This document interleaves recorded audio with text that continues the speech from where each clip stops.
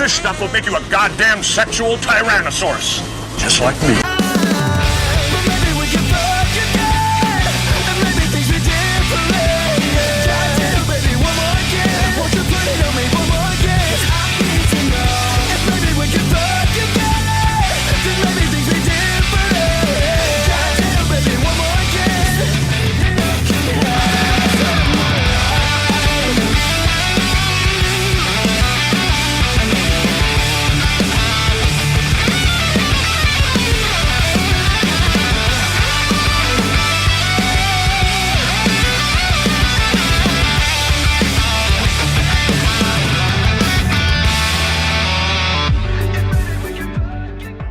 Welcome again, straight from your favorite government watch list. We are here for another episode of Access Vegas. Some people, like I said, hire a therapist. I do a fucking panel show. So here we go, guys. We're going to introduce all of our guests for today.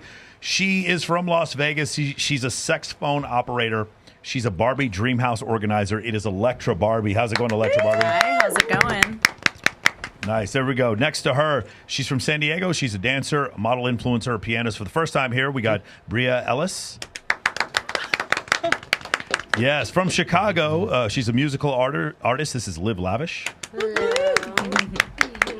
From Sydney, Australia, she's a professional dancer and model. And this is Lisa Cannon, and she's got her Maxim folder, her thing behind her right there. Awesome. It's from Las Vegas, OF content creator. It's Aria. How's it going, Aria? Hey. Welcome back again. She's a former playmate and current threesome coordinator. It's Jessie Preston. I didn't actually think you were going to go with it. Yes. Okay. Beautiful.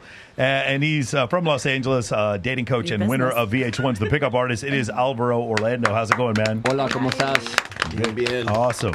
And she's from Vegas, and she did not want to be on the podcast today. Amber. Let's welcome Amber to the show. Thank you for coming on, Amber. Yeah. Awesome. Cool. All right, guys, we have a ton of things we want to go over. Can we do the dating the same guy thing? You want to do that first? Yeah, we got that. Ready to right, roll? Cool. There's two videos. Right out the gate. Okay, here we go. Dating the same guy. You know those Are We Dating the Same Guy Facebook groups? Well, this guy in Chicago gets posted by several different women who call him things like psycho, clingy, desperate, ghoster, yada, yada, yada. And what he does is sues at least 27 of those women for defamation. His lawsuit was filed on Monday, and amongst his claims are defamation, intentional infliction of emotional distress, invasion of privacy, doxing, misappropriation, unjust enrichment, and he requests trial by jury.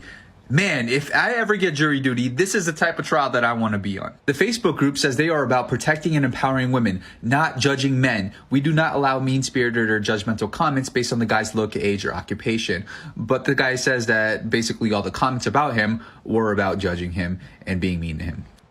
Okay, guys, so just to back up, there's a guy in one of those Facebook groups. Any of you ladies part of Are We Dating the Same Guy? They have these in different Facebook groups in different cities. You guys are We Dating the Same Guy? Okay. One of my friends is. So he did this, and 27 women went in there and just started saying this dude was clingy and fucking weird and all this kind of stuff. So he's suing them in civil court for what they said. Anybody here have any opinions on this? What do you think about this? I thought it said defecation. Well, no, not defecation. Defamation. Defamation. Yes. Let's clip this. That's a different suit. Defamation. Yes. It's a different kind of civil suit. I think one actually might be criminal. Yes. Yeah. Okay. Cool. Do you have the second Well, one? Amber Heard knows. So. Okay. So this one has an interesting plot twist. You guys ready? Here's the plot there's twist. a reason we're doing this. Yes. Which one were we looking at? It's the other one. This one right here ends up ZPP. Let's see. What was it about? It's the same topic. This right here, this Asian lady. I don't have that We're one. all Okay, cool. eagerly waiting. I'll pull it. Give me the link. Okay, cool. Let's do this. All right, guys. Do any of you guys have any opinions when it comes to this? Because we're obviously going to also talk about the whole situation that happened with Andrew Huberman this week. Did anybody here read the article about Andrew Huberman? Anybody? Anybody have any idea what we're talking about? No, that's why I asked you. I'm like, When I Googled it, not much is this information person? came up. Yeah. There was only one that was like 6 months ago, something else, and then 12 hours ago, after you mentioned it, it said something about infidelity and abuse behind closed doors. That's all. It was very vague. Yeah. So basically, what happened is Andrew Huberman in 2021. He is a professor of neurology and ophthalmology at Stanford, and then he has a laboratory. And then he started a podcast in 2021, and it became like the foremost scientific or medical podcast in the country.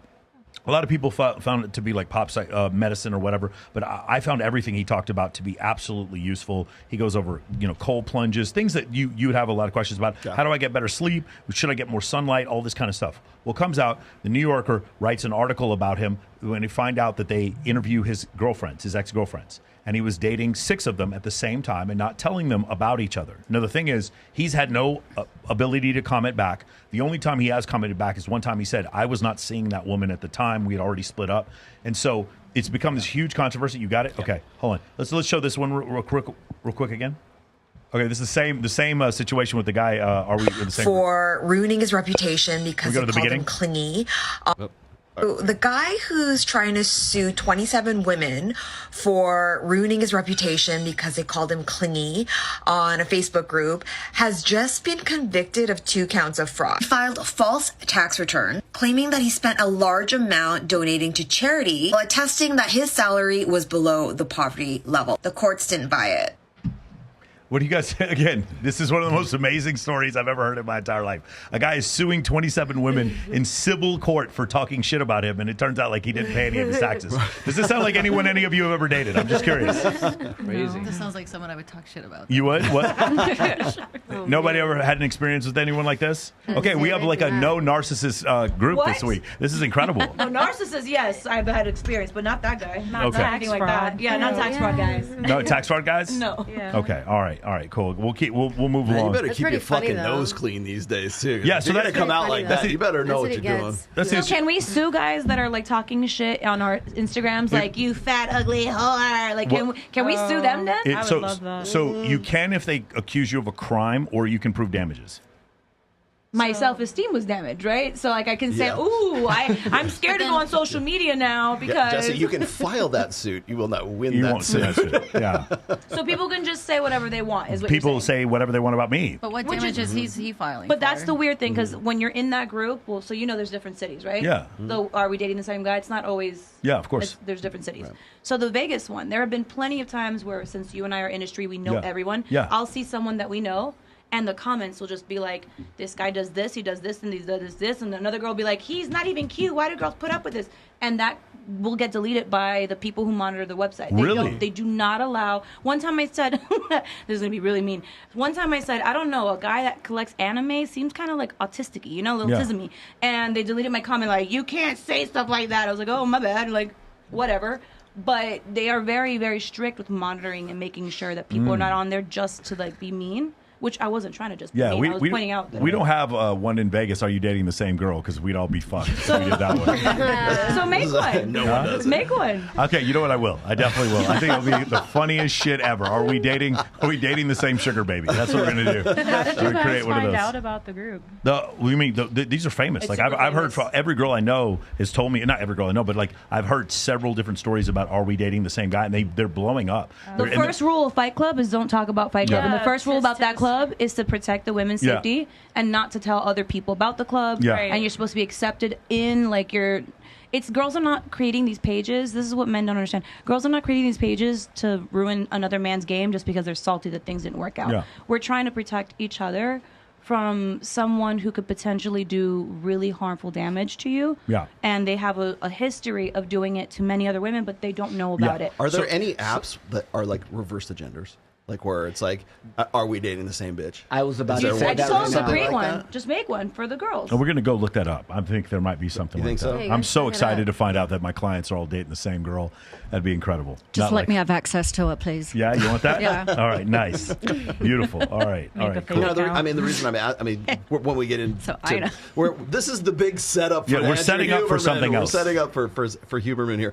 But the thing is like this guy was dating multiple chicks, correct? Which one? The guy on The guy the, on the that thing we on the just clip? saw. We With just the saw tax fraud? the guy. Yeah. Yeah, it's tax fraud guy. It's the same clip, but the same guy in both clips. Same guy. So in he's both mad clips. that he got called out for being clingy and weird, And then he he's sued the suing. women, and now the IRS is coming after him for filing his taxes. How many? Do you know how many women were involved in that suit? 27. 27. So he was seeing 27 women I consecutively. don't think at the same time. No. So a lot of them said he's creepy and weird. It's like when I look at the dude, it's very clear. Like he gets in the door because he was good looking, and then once they talk to him, they realize he's falls just apart. super fucking weird. Yeah. And so that that's should be what a lesson that's what he to does. all you Yeah. guys. It's not just Exactly. about looks. You got to be congruent. No, but my point is Very that guy. much so. I promise you, this guy passes the Tinder test. He's the reason For why looks. we wouldn't even be discussing this if he wasn't a good looking guy. He's probably in that top 4.5% where women approach him, and swiping. because of that, they get that he gets a first date, but he gets a first date with a lot of girls, and in doing so, he gets super clingy, very cool, probably. And when they're saying super clingy, what may have happened is previously he tried to love bomb another girl, and it worked. Guys, you guys understand when men do stupid shit, a lot of times, like Matt Lauer, when he was like exposing himself to his employees, you want to know why he was doing that? Because it probably worked previously. You know, with the He got away with it. Yeah, the same thing with Weinstein. The reason why Weinstein was able to get away with the things he was doing is because the first 20 or 30 times it probably worked. Do you understand what I'm saying? People do things because they work, and they stop doing them because they don't. Anyway, so I thought that was interesting that he was doing that. And now he's getting hit up for this is pretty narcissistic activity. I want to make sure to set this karma. up. Yeah. Yes. But Mike, with Harvey, nobody wanted to call him out though. Yeah. That was a big problem. Everybody was scared of him. Yeah. He was too powerful. Yeah, definitely. I mean, we he see wrote that a lot. if you read the stories about him ruining what's her face, Selma Hayek's career. You know, he propositioned to have sex with her, and she said no. The thing is, where we have to make the distinction is that we can't do what we did with Weinstein. Weinstein was guilty. We can't do the same thing when we're talking about Aziz Ansari or we're talking about Johnny Depp. They weren't guilty. Yeah. Same thing with Trevor Bauer. And the problem and I mentioned this before, is that there's this 4 or 5 or 6% of women that claim SA or they claim that they were raped, and they do that to other people, like this situation with Lindsey Hill and Trevor Bauer, and that causes a great number of women to never claim that they were assaulted, and that's the problem. A lot of women don't want to speak up because of it, and it's because there's some dudes who cry wolf, and that's a big fucking problem. You know what I'm saying? But anyway, this is a different situation. Let's go to what do you want to go to the Mac and Murphy one? Oh, I thought you wanted to do Huberman. Let's do it. Let's do Huberman. This is, let's see. Today, New York Magazine ran a hit piece on Andrew Huberman. Andrew Huberman is a neurobiologist from Stanford who has gotten famous over the last couple years because he has helped millions of people get healthy. Now, the hit piece was not about how he's convinced millions of Americans to quit drinking alcohol, or how he's explained the dangers of using tobacco, or how he's explained the importance of exercise, or how he's disseminated the information of how getting sunlight in your eyes and regulating your circadian rhythm is crucial for your health. Rather, the hit piece is about his private life. They dig into his private life and his relationships with women. They do this to try to frame Andrew Huberman in a negative light. I think this is extremely disgusting, and let me know if you agree with me on this. What Andrew Huberman does in his public life is he puts out a podcast and he puts out tons of information on how to improve your health. And let me know below if Andrew Huberman has helped your health in any way, because he certainly has helped mine. Once that flame starts to burn very bright, they have no other choice. They have nothing to attack but his personal life. It is insane to me that they ran this piece, and it seems to me they're just trying to tear down somebody who has helped so many people with their health. Me personally, I don't care what Andrew Huberman does in his private life. I can watch any podcast I want, and I choose to watch his because it contains really valuable information about subjects that I am interested in. I am not going to this guy for relationship advice or how I should treat women in my private life, and he doesn't talk about that. I think it's disgusting what we do nowadays, prying apart people's private lives, and I really question why New York Magazine would run this piece. Most of the funding for mainstream media comes from the pharmaceutical industry. It also comes from processed food companies. Right below that is alcohol companies. Here you have somebody who has gained fame and gained millions of listeners, and what does he say? Eat real food, don't drink alcohol, tobacco's bad for you, and he is making a giant impact. He's sold out an arena in Australia. Consumers are beginning to vote with their dollar, and when something becomes such a big threat to their bottom line, they will do what they need to do to destroy that person. So I stand with Dr. Huberman. Let me know if you do below. Keep in mind that he has broke no laws. All the stuff that they said in his personal life, there's no law. All right, let's keep going. First of all, drinking game. Every time he says personal life, I want you to take a shot, because he said that like 25 times. Sure. Every single time. Well, what's your opinion on this? I know you're not super familiar with Andrew Huberman, but what do you think about this whole situation? So just so we can back up, Andrew Huberman does a podcast on medicine. I've seen all his stuff. For sure. Like sporadically it'll come up on my feed. But he doesn't hit you up about dating advice. Why does that matter if he's doing abusive things behind closed doors? Yeah, no, it wasn't abusive. It's that he was seeing multiple women at the same time. Yeah. The article that I saw said that he was abusive. What do you mean, like physically abusive? It didn't say. That's what I was telling you at the Yeah, beginning. It was very vague. It said that he was very disloyal and unfaithful. Okay. And that he was abusive. Literally the word abusive behind closed doors. I didn't see anything implying that I'm sure he hit like anyone. verbal abuse or whatever, but regardless, what he does in his private life is just like any other celebrity or any other person on the planet. Just because you do something good in the front line and you show that you're a good person or giving advice or helpful does not mean that behind closed doors you get to be a monster. Okay, right. So just consider in other situations when you're supposed to have investigative journalism, you should get multiple sources, right?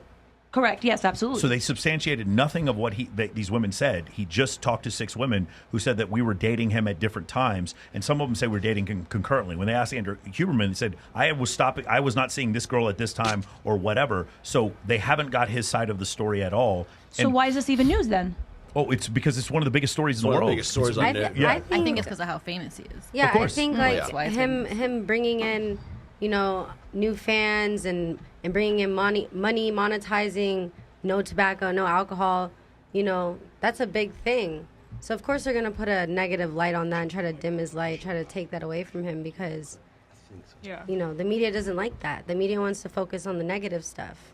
Yeah, and if they take it away from like the tobacco and alcohol and everything, like they're getting a loss financially. Yeah, right. So, And that's why he was saying like the voters, how he's getting, he's bringing in a different level of health and wealth. He's and they don't like that. But the thing is, when you read the article, there's a few things that are very terrifying about it. Number one, the article begins by talking about the fact that he does give good advice. He really does.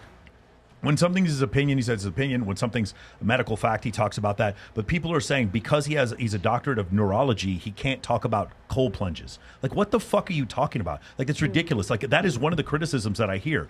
None of the criticisms are actually about the advice that he gives. I mean, there's some vague ones that are in there. The majority of the criticism is about the fact that these 6 women said that he was dating them at the same time. Wait, say it again? Who cares? Yeah, exactly. That's my point. Who cares? And so many people out there do that. That's his private life. I know. Okay. It's his private, so let him have that. Can we pull this up real quick? I want to show you guys something. And maybe they weren't exclusive. Well, here it is. Stop. Can you stop it real quick? New York Go to the Magazine. beginning.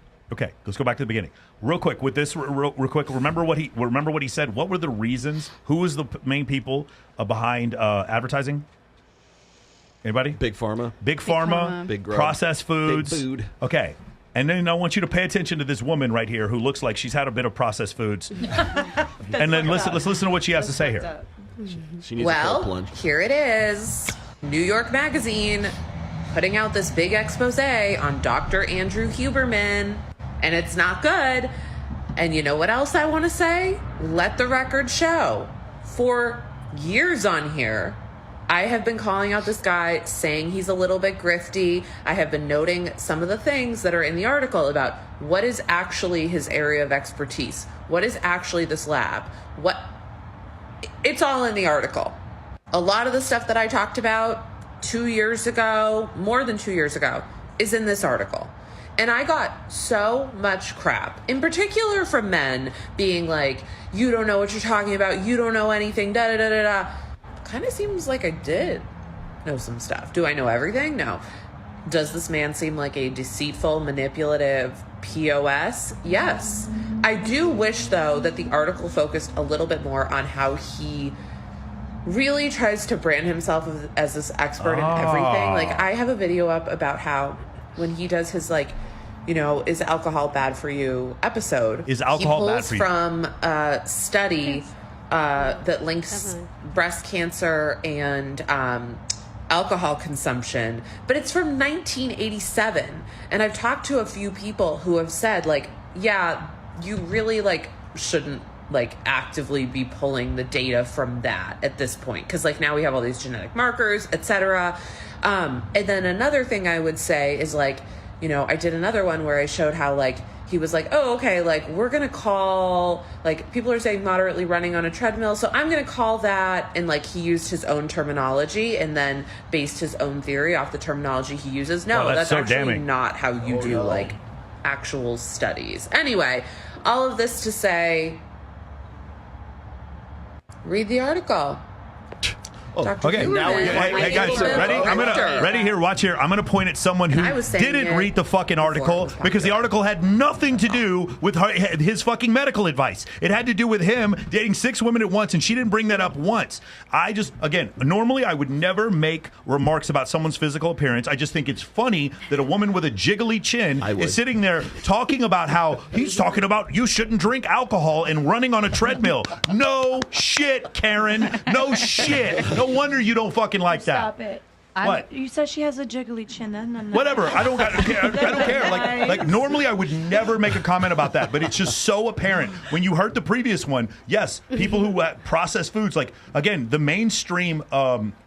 The food industrial complex, they don't like it when people come out there and tell you to eat paleo, eat real food, stay away from junk food. Yeah. Go again. You want to know another one? TRT, testosterone replacement therapy. Go to the gym. Because why? Because now I don't need Xanax anymore. Now I don't need an erectile dysfunction pill anymore. I don't watch porn anymore, so I don't need an ED fucking pill anymore. Oh, you're kidding me. I don't need to fucking, I can sleep because I go to the gym every day and eat properly, so now I don't need your fucking sleeping pills anymore. You're kidding me. I can actually fix these problems on my own. Let me see, is there a source on here? What's the #1 source on the fucking internet for that type of information? It's that podcast. And then I see this woman with her fucking jiggly chin sitting there talking about, he's made it an excuse about walking on a treadmill. Are you out of your fucking mind? Because you want to know who doesn't walk on a treadmill?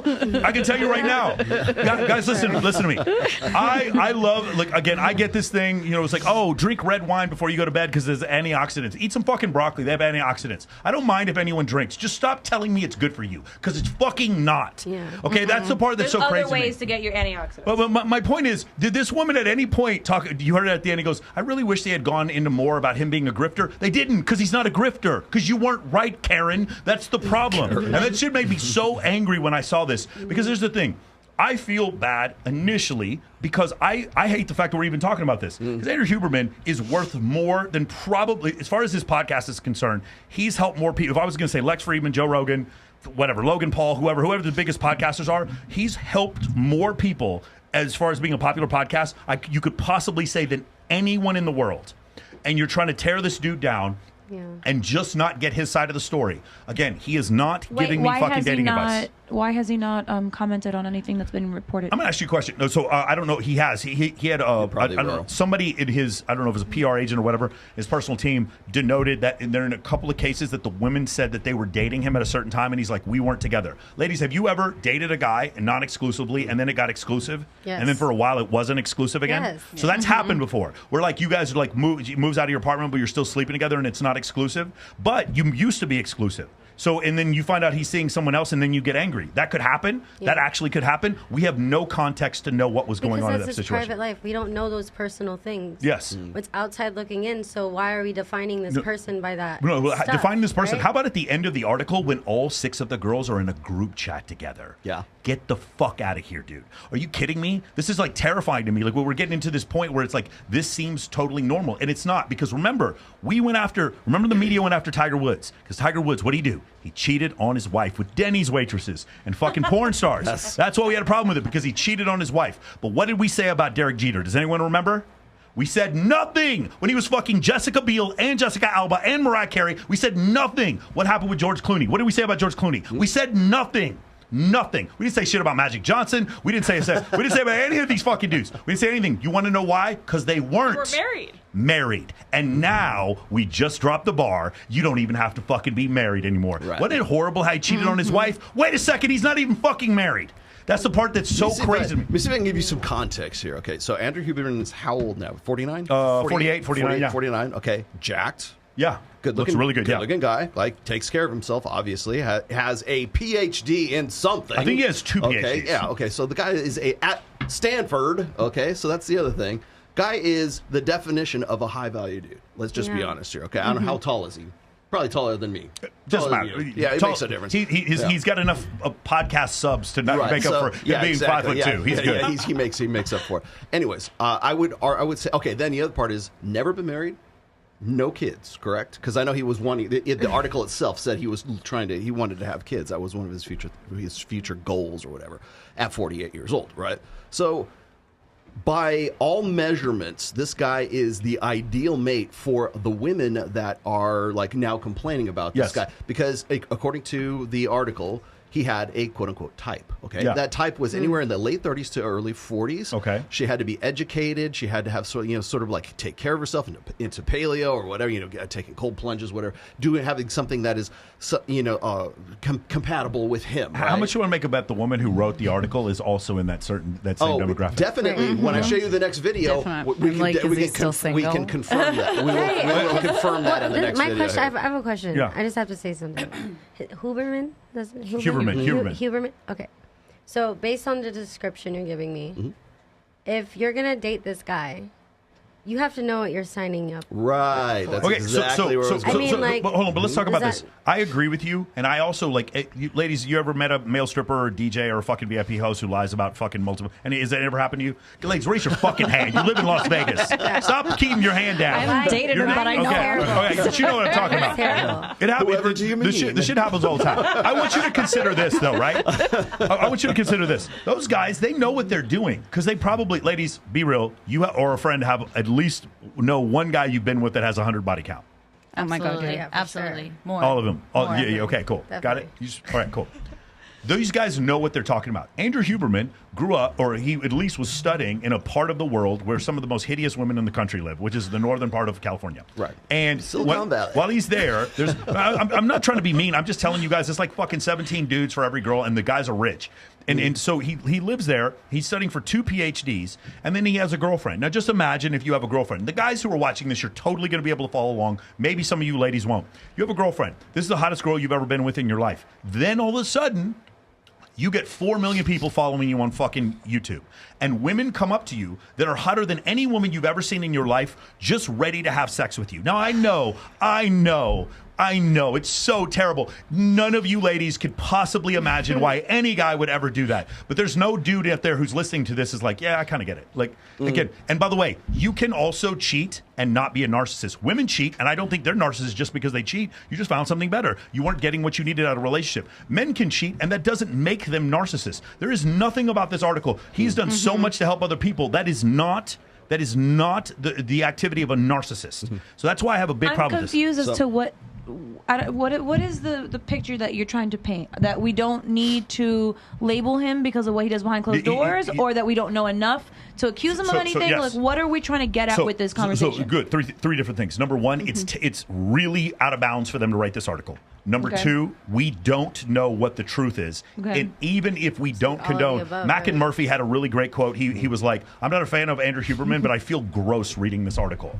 right? Because they're going after him. And the thing is, like, I'm just really curious how the rest of the people in that academic sphere are going to rally around. Is Lex Friedman going to shun him, or we're going to see a situation where what Chris Williamson is going to do? Because here's the thing. Because I got news for you. When Chris Williamson or Lex Friedman fuck up, they're going to do this to them too. Oh yeah. And they better recognize this. This is the same thing with Jonah Hill. All the people who stood up for Jonah Hill were part of a political party that Jonah Hill doesn't belong to, so he was never able to acknowledge it. And I'm worried about the same situation with Huberman, because when this situation is all the guys that are standing up for him being like, dude, he didn't do anything wrong, they're not part of the same political party that academia is. I don't know what his PR team is like. Because I know he's probably he has to have people. A guy that big has to have people, right? So when people are asking, well, how come he hasn't like responded to any of this yet? I'm like, if he has a smart PR team, they won't say jack shit for a while. Yeah. Because what they're going to do is they're going to make it look bad for New York Magazine, which it does now, because we're doing shows like this, because people are responding as the way that they are. Chill at the house, Andrew. I'll make them look bad, because they look bad, because we're about to make them look even fucking worse. Give your PR team a raise, because you did exactly what you should do. So what's happening is they're looking to see which way sort of like the wind blows as far as public opinion is concerned. Now, here's what's going to happen. It's going to be boys against girls. Yeah. Guys are going to go, he's a genius. I can't believe he's being pilloried like this. And then there's going to be women who are saying he's a manipulative motherfucker, and he's like had 6 women that he was fucking at the same time, and he led them on. He was manipulating them, yada yada yada. And that is where the real story is in the meat of this. If hypothetically he is manipulating 6 women, that's wrong. I want you guys to understand. I still think that's wrong. I was looking at all of the conversations in the Twitter feeds about this. All the women were like, he's a manipulative son of a bitch, and every dude on there is like, why are you digging into his personal life? If I'm not saying if that's true, he's not wrong. Number one, we don't know if it's true, but that's not the point. The point is he's not a dating coach, and he's not a Christian seminary leader. He is talking about science. He's talking about wearing a fucking Oura ring and putting like getting some sunlight in your eyes. Like, it's crazy to me. I think that not saying at all that the girls are right for saying anything about his personal life, but I think the point that some of the women are trying to make is that you're taking advice from someone who behind closed doors is not the person he's alluding himself to be, this healthy, well-rounded, mentally, that's my one critique. So, but that's like a lot of people. Well, that makes sense, but how is he unhealthy and not getting enough sunlight because of his Well, I mean, do you want to take advice from someone that tells you that the best optimal way of living is a certain way, but behind closed doors they're manipulative, they're abusive, they're who isn't honest? Listen, right? For health, yes. For dating, I'll get a dating coach. But regardless, you're still preaching to people how to have a better quality of life.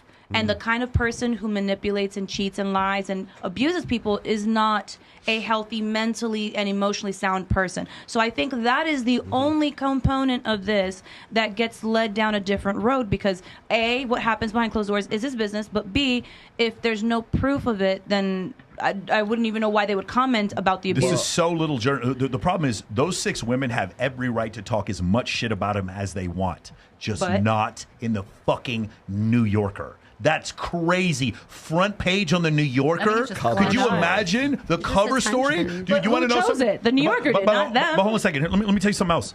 If I was dating 6 women at the same time and I got caught, the New Yorker wouldn't write about it because I'm not that popular. You want to know? So not only is the New Yorker doing this to a man who isn't married, they're swagger jacking him because he's the most popular dude in this whole field. No, because it gets them publicity. Okay, that's what swagger jacking means. Okay, but do you understand? Like, it's the same thing as that girl's video that you posted the last time I was here, where she's like, I want to get gangbanged by like 600 people in the bathroom. Yeah. Like, obviously, they're jumping on a bandwagon of something that's has no right. Like, I don't know. They just want to be able to say that they had a piece of, I guess, the pie that's being passed out right now.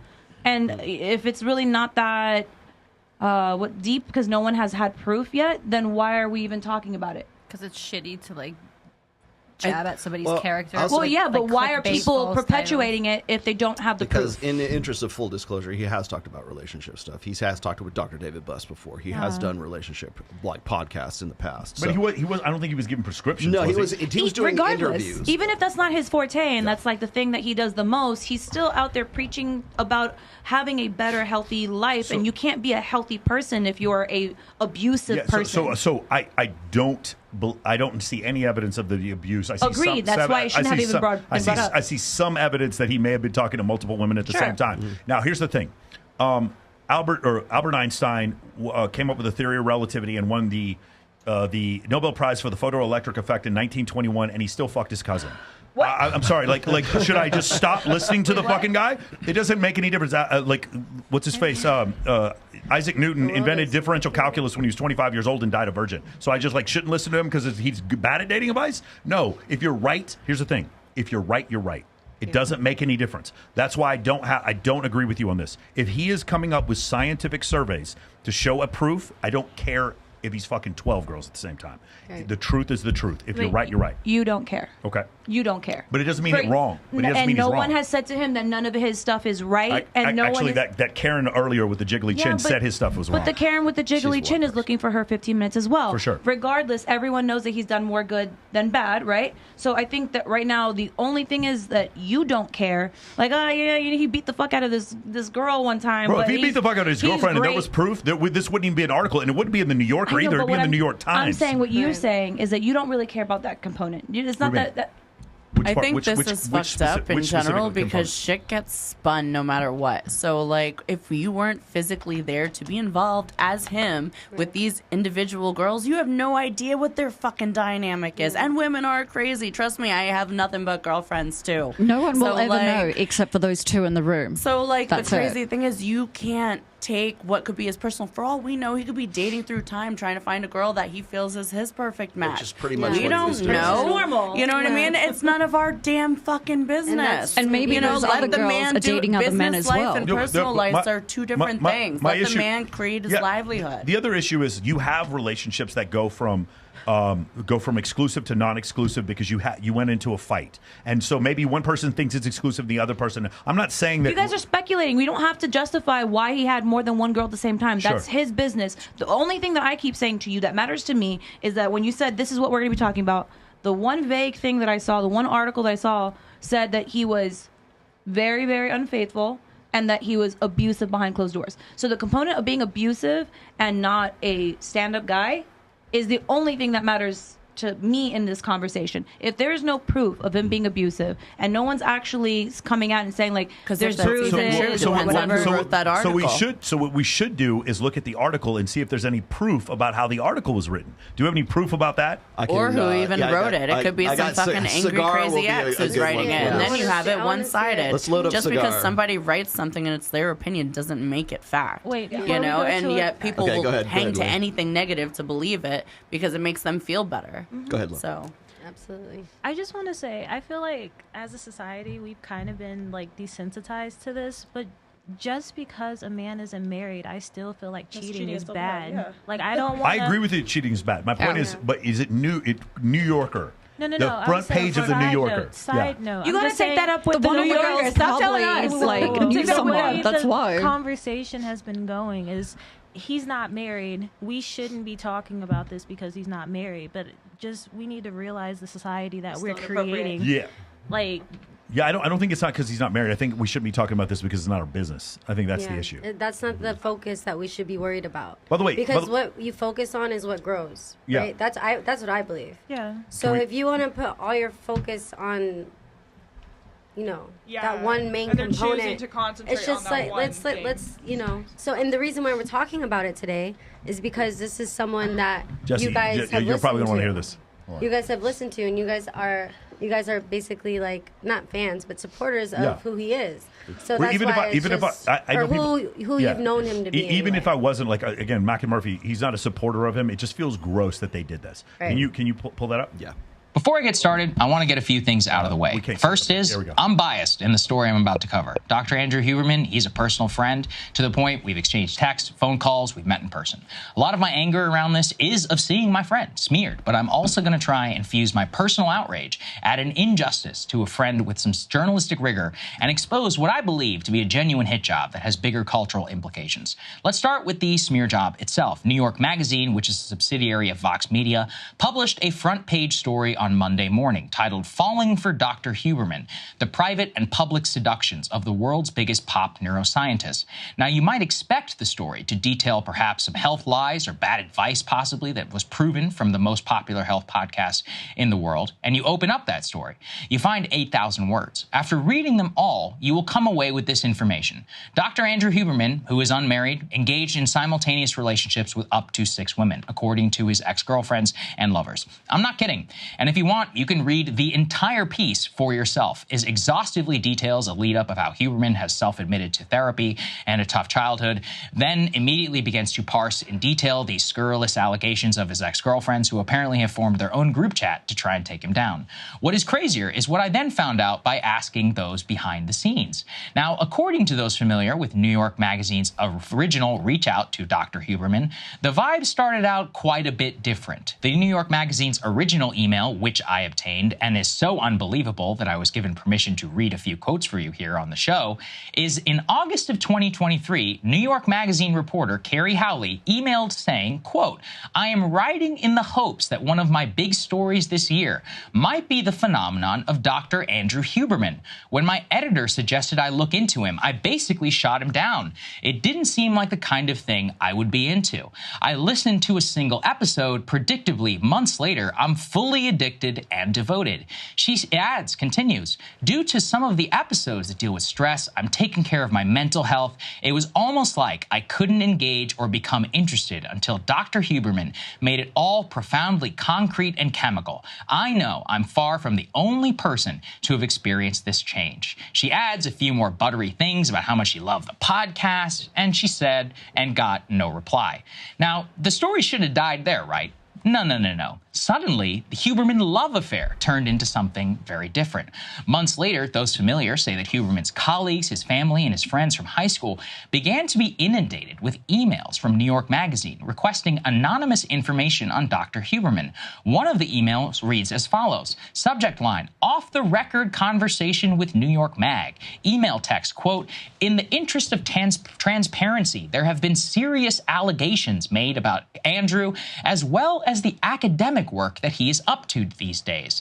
Now, hold on a second. What serious allegations? That he was not faithful to his girlfriend? Why is that pertinent to speak to his colleagues about?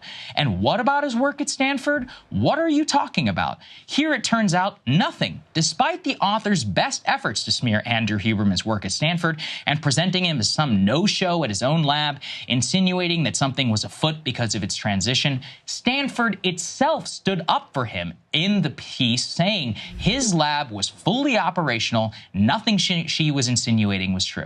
As for these, quote, serious allegations, again, literally, it is from his personal life. And where did these allegations come from? Well, it doesn't take a genius to see that the sources of this story are jilted lovers of Andrew Huberman's. And it appears, based upon my conversations, again, with those familiar, that the reporter was able to make contact with them by literally trolling for negative comments on Reddit threads and Instagram comments. So the timeline is basically this. She asked for a profile and pretended to be a fan. He said no, or basically didn't reply. Then she connects with these jilted lovers, leaving anonymous comments on the internet. Then those claims, including incorrect ones about his work at Stanford, are presented to colleagues, friends, and family of Huberman's, including his own father, to react to. Any positive comments attesting to his character were not included in the story. The full allegations of the women were printed with complete credibility, even though many have exhibited some pretty crazy behavior in their retaliation against him. So, those are the specifics of how this all came to be. But let me just put this aside right now and just say this. Let's say every word of it is true. Every last word. What is the relevance of any of this? Not once in this story did they ever dispute a single word that Andrew Huberman ever said on his podcast.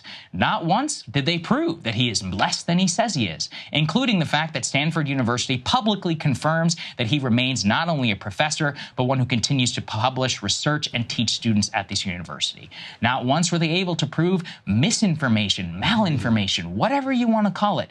This is not a story. It is a character assassination of, yes, a man who is my friend, but a man who I believe has changed millions of lives for the better. Andrew Huberman does not tell you to do anything. He gives you information that you can research and check for yourself. He gives you protocols like look in the sun in the morning if you want to sleep better, avoid alcohol, and by and large to try and live a healthier lifestyle. Or he will interview a world-renowned scholar on the subject, and he will draw out information that might be relevant to you, if you want it to be. As far as I'm concerned, that's the only thing that's relevant about him. And if they could find anything he said regarding that which is wrong or was malicious, I'm all ears and I wouldn't be doing anything like this. They didn't. That's why I'm doing this monologue. Because this was an attempt, for some reason or the other, to take him down for just simply being the most popular health podcaster in the world. He doesn't have to rely on mainstream media to get this information, and I guess that alone is his crime, for which he has now been sentenced and convicted in the court of public opinion by New York Magazine. It is not right. And if you ever benefited from his advice, you should share this with people you know, so the actual truth gets out there. Crystal? There we go. Well, I think it's kind of cool because that answers our question right there. Like, why hasn't he said anything? This is exactly why. Because now his PR they can win off of this, and it's a publicity. Well, that's not his PR. I mean, that's not his PR. Not him, that's his but friend. I'm just saying, like, but later on when he does say something, it's like, you know. Just imagine, though, if I'm trying to write an article about you, and I'm like, hey, I'm just a huge fan of all your music, blah, blah, blah. I just tell you all these lies, and then just come up and then start accosting your family members so that I can, like, what I'm saying is, so two things. Number one, he said correctly, they did not contend anything he said medically. remember Karen up there saying, I said this guy was a grifter, right? You remember that? Yeah. That's the issue. So, like, it turns out he wasn't a grifter. Nothing she said was true. And then additionally, when we go back to the other part, it's like we're sitting there like talking about his whole life when they pretended to not do a hit piece on him, and they actually just imagine if somebody was like, hey, Michael, I want you to come on my podcast, and then I go on there, and then they just start showing, like, as soon as I get on, it's like a live stream, and they're like, here's your tax records, and blah, blah, blah. Like, complete, do you understand what I'm saying? Yeah.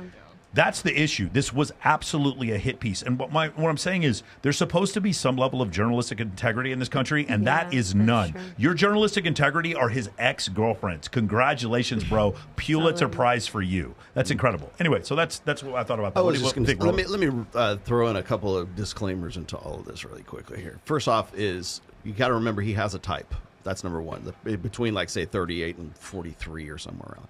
I've read the article, read it a couple times. When they are describing the kind of girl that he likes to date, that he wants to be with, they all follow this. Oh, they repeat this over and over. She's very intelligent. She's very empowered. She's very strong. One of the main girl has like 2 kids, and he was like a little concerned about her fertility because he wants to have kids as well.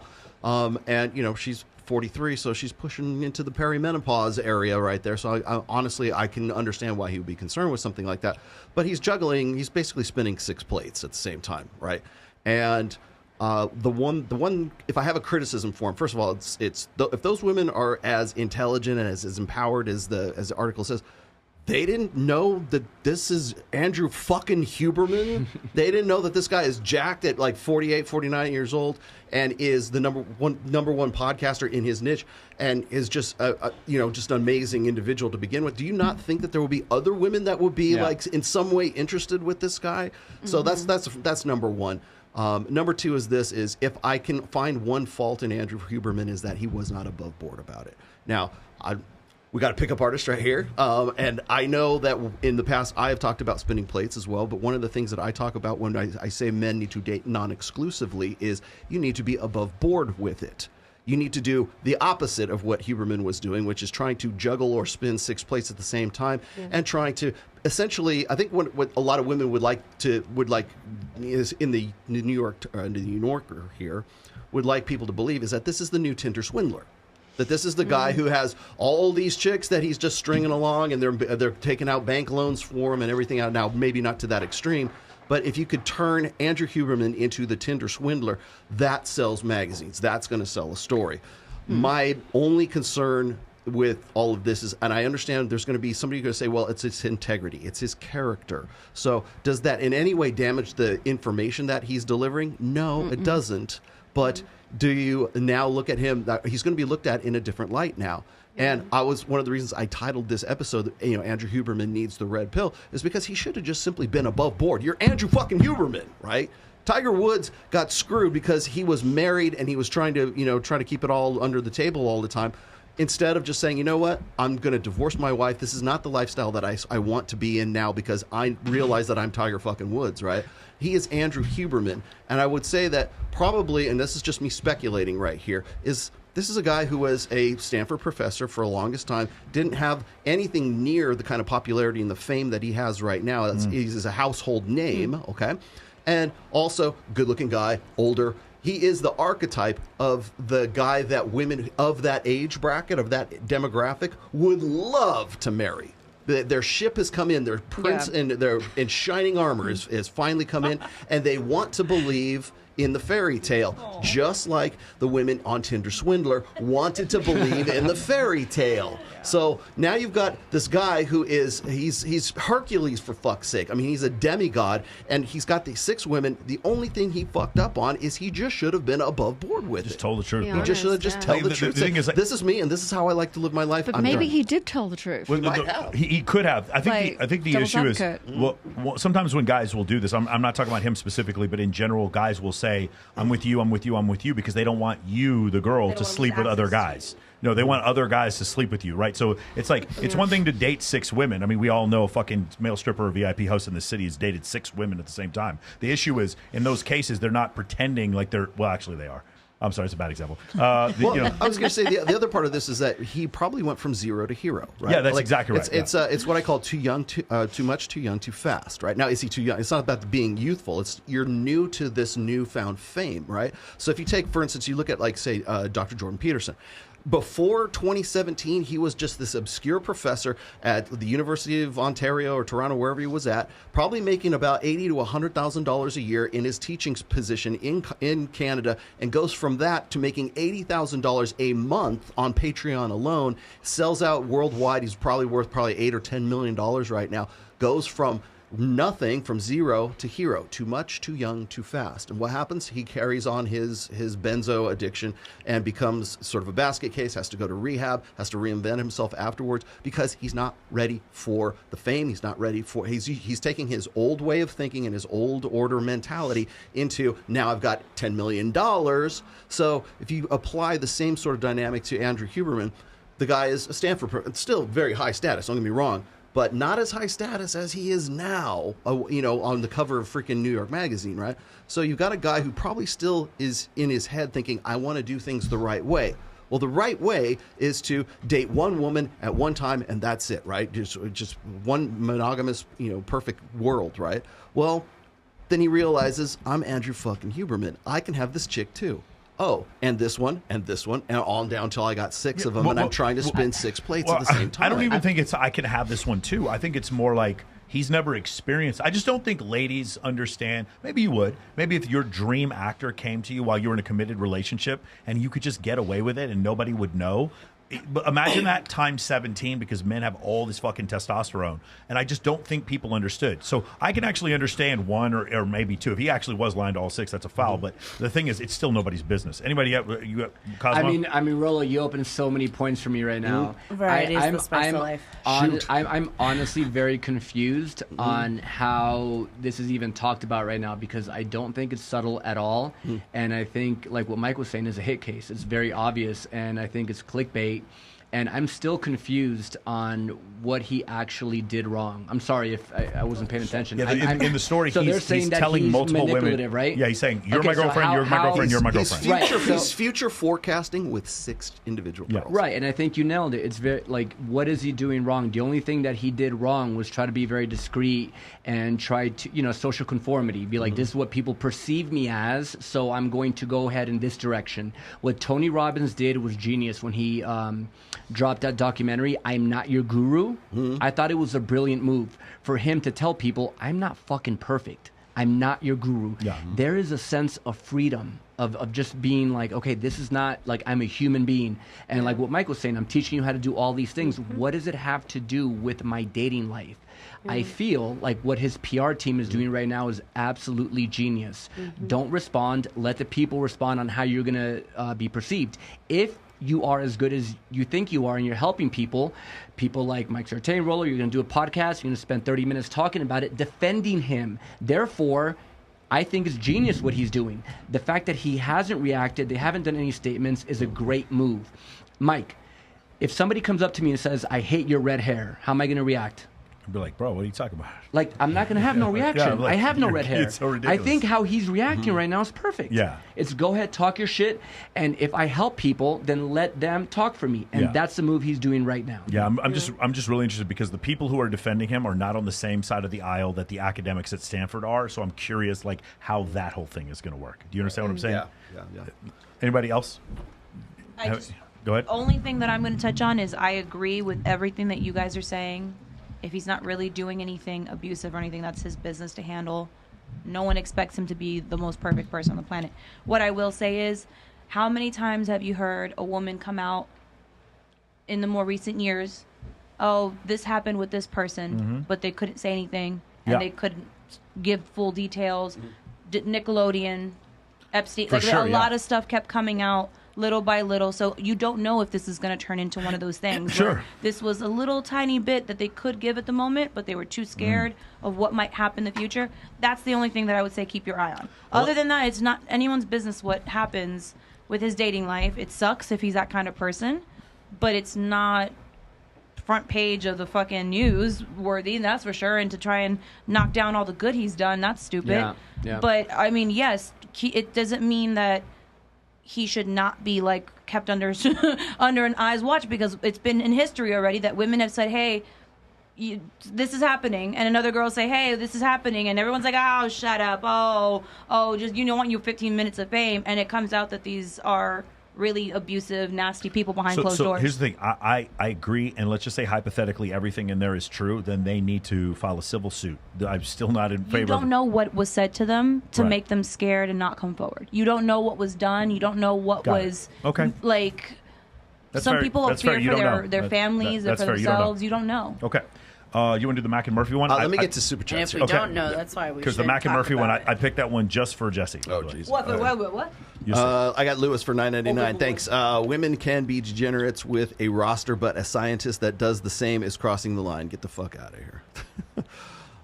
Eric, thanks for that $9.99. That said nothing. And let's see. Eric Trumbull, should false accusers go to jail? Yes. Yes, absolutely. Hashtag Amber Heard. I disagree. They should be charged with the crimes and the punishment that would have been applied to the guy that they are falsely Do you know? Like, we have it right in the UCMJ. Law of Hammurabi. No, the Universal Code of Military Justice, Uniform Code of Military Justice.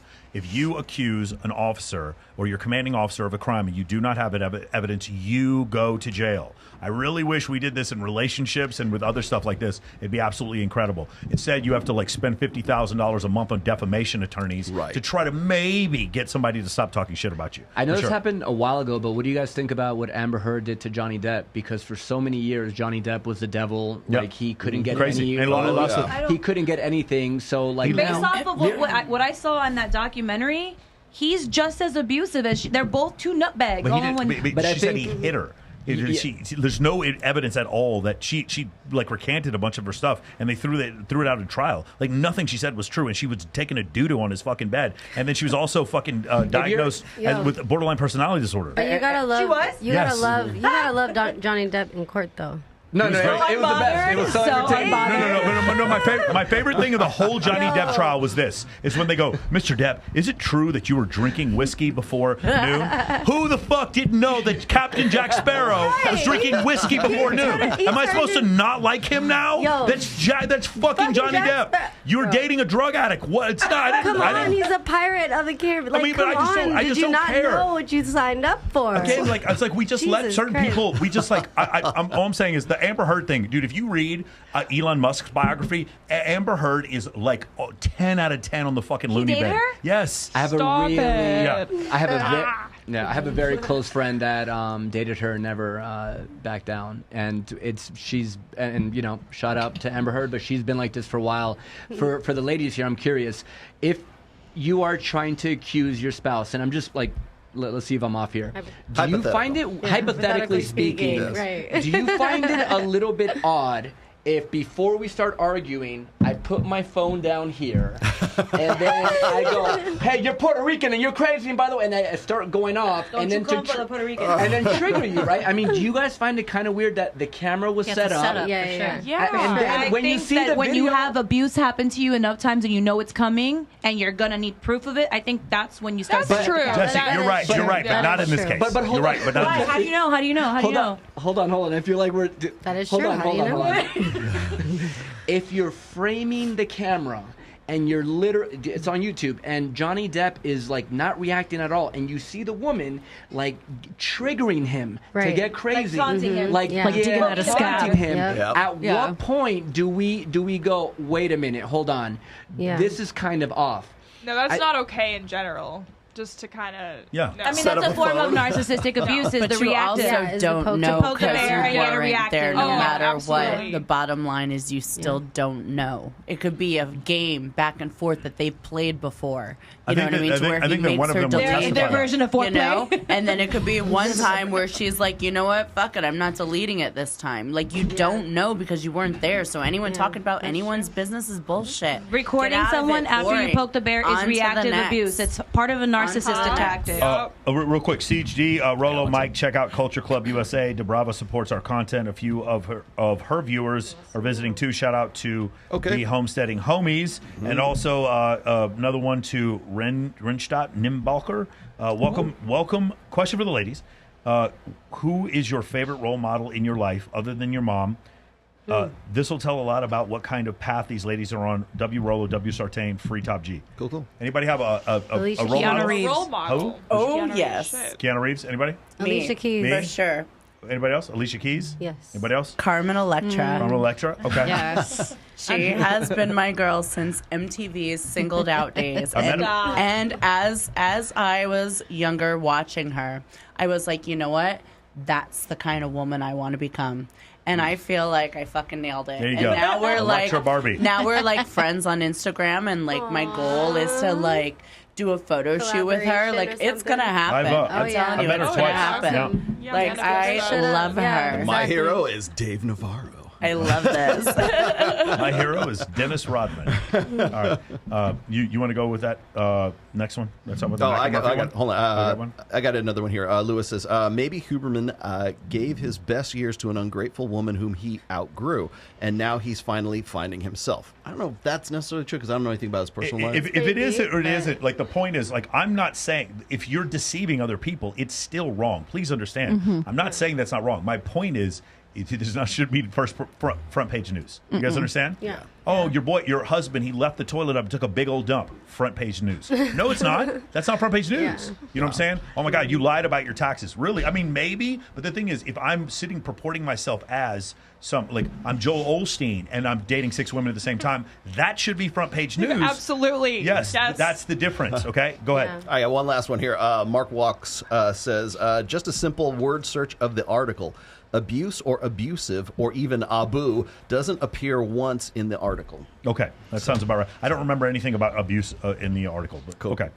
Mac and Murphy? Yes, do the Mac and Murphy. This is one for you, Jesse. Ready? What would you say are the 3 clear signs that a man may cheat on his partner? A lot of these are quite depressing, but one of them is just family history. Infidelity runs in families. There is evidence that it is partially under the influence of genetics, like most behaviors. Genes code for proteins and regulatory molecules, and those proteins and regulatory molecules make up and run your brain, right? So it's not surprising that genes have some impact on behavior, and it seems that it has some impact on a person's individual likelihood of pursuing infidelity. So I'm not saying that you should be punitive about this. Plenty of people whose dads cheat don't cheat themselves, but in terms of just red flags, it's like, if you know a guy's dad cheated, it's like, well, he's more likely to himself, probably. More likely than someone whose dad was, the epitome of faithfulness. And a lot of people take that as a very controversial thing to say, but the data supports it. Family history is the first red flag. Second one? What are their actual sexual inclinations? There's this concept in psychology known as sociosexuality, which is essentially a person's propensity to engage in uncommitted mating. If someone really enjoys sleeping with people who they just met, one-night stands and things like that, and doesn't want to or need to be in love in order to have a passionate sexual relationship with somebody, those sorts of people are going to be more inclined towards unfaithfulness. Interesting. And you might think, oh, that's kind of peculiar, but it's really not when you think about the fact that most infidelity is, to some degree, uncommitted mating. And both of these factors that I've mentioned, we're talking about men, both of these apply to women as well. Okay. So, what do you guys think about this concept of cheating come from genetics? Okay. Oh yeah, it's not genetics, No. but it's the sample that it's the example that was set for you. So I kind of see it the same way you do, and hopefully Mackin has said he's going to come here in the summer and I'll have him on the show. I'm curious if maybe in genetics, is it a neurochemical genetic? Well, your brain operates like your parents' brain. But could it be this? Could it be the dude who's super fucking horny has a son who's super fucking horny? Could it be hormonal instead of being neurochemical, or could it be a mix of both? I don't know. I don't have a narrative. My here. mother's nothing like me. Yeah. What do you think about this? I think it asks the wrong question, to be quite honest with you. Okay. The reason for this is because everything, well, sorry, Mac, but everything that I hear from like guys like Mackin or Alex from Date Psych or the rest of these guys, it's all predicated on one thing. It's a committed monogamous relationship, okay? We know in the 21st century now we have multiple models of relationships. Like you are in a non-traditional relationship right now. I am in a traditional relationship. Yes. Okay. Then you've got like say Justin Waller is in a different relationship than you are. Is he a cheater? Is Waller's- Huberman a cheater?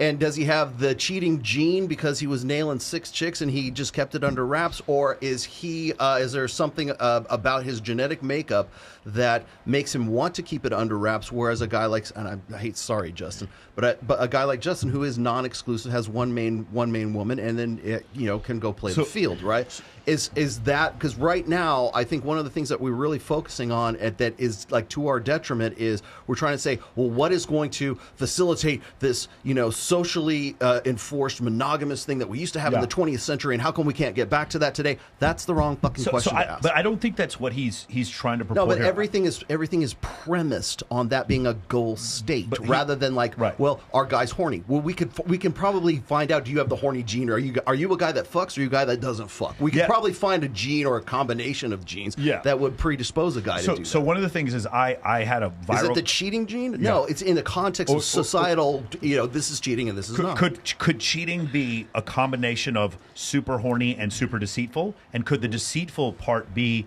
a neurochemical response and the horny part be a hormonal response? And could both of those things be genetic, or neither, or one or the other? And that's the question I would ask. It could be a combination. But the thing is, the other part about the inclination, I went viral for posting a clip, the GSS clip, when we went on the Saucecast, where I talked about women who cheated in a relationship had, on average, 230% more sexual partners than women who didn't cheat.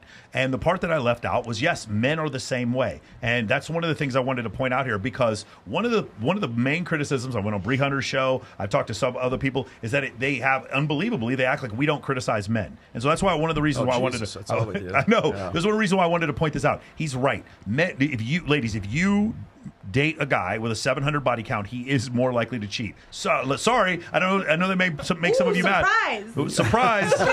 Shocking. Now, but here's the problem. The way Mackin describes it, guys, people who are more likely to have sex, hot, passionate sex without a romantic engagement, that's called college. Like, I just don't know many dudes who, if they had the ability in their 20s and 30s to have non-attachment sex, wouldn't have a lot of that, but that doesn't make them bad people, and I'm not sure that makes them more likely to cheat. But here's the thing. There's the men who want to cheat and can, and then there's the men who want to cheat and can't, and that's most men. So I just think it's a little bit more complicated discussion than that. Is there any of you in an open relationship right now? Define have you ever? Open. Exactly. No. I don't like because everyone defines it differently. Okay, Define open. I understand what you're. Threesome thrower. Threesome thrower. Not open. Okay. Simply a mutual interest in women that we occasionally will bring 21st home. Century love. Occasionally bring home. That's Not crazy. open for you to do whatever the fuck you want and me to do whatever the fuck you want. Only some mutual within each other's presence. That's such a crazy, radical way of dating women. That's so crazy and radical. High five. Since you guys are the only ones I can pick on right here. Yeah. I've asked this question before, but if you're in an open relationship or a polygynous relationship, It's not polygyny. what constitutes cheating?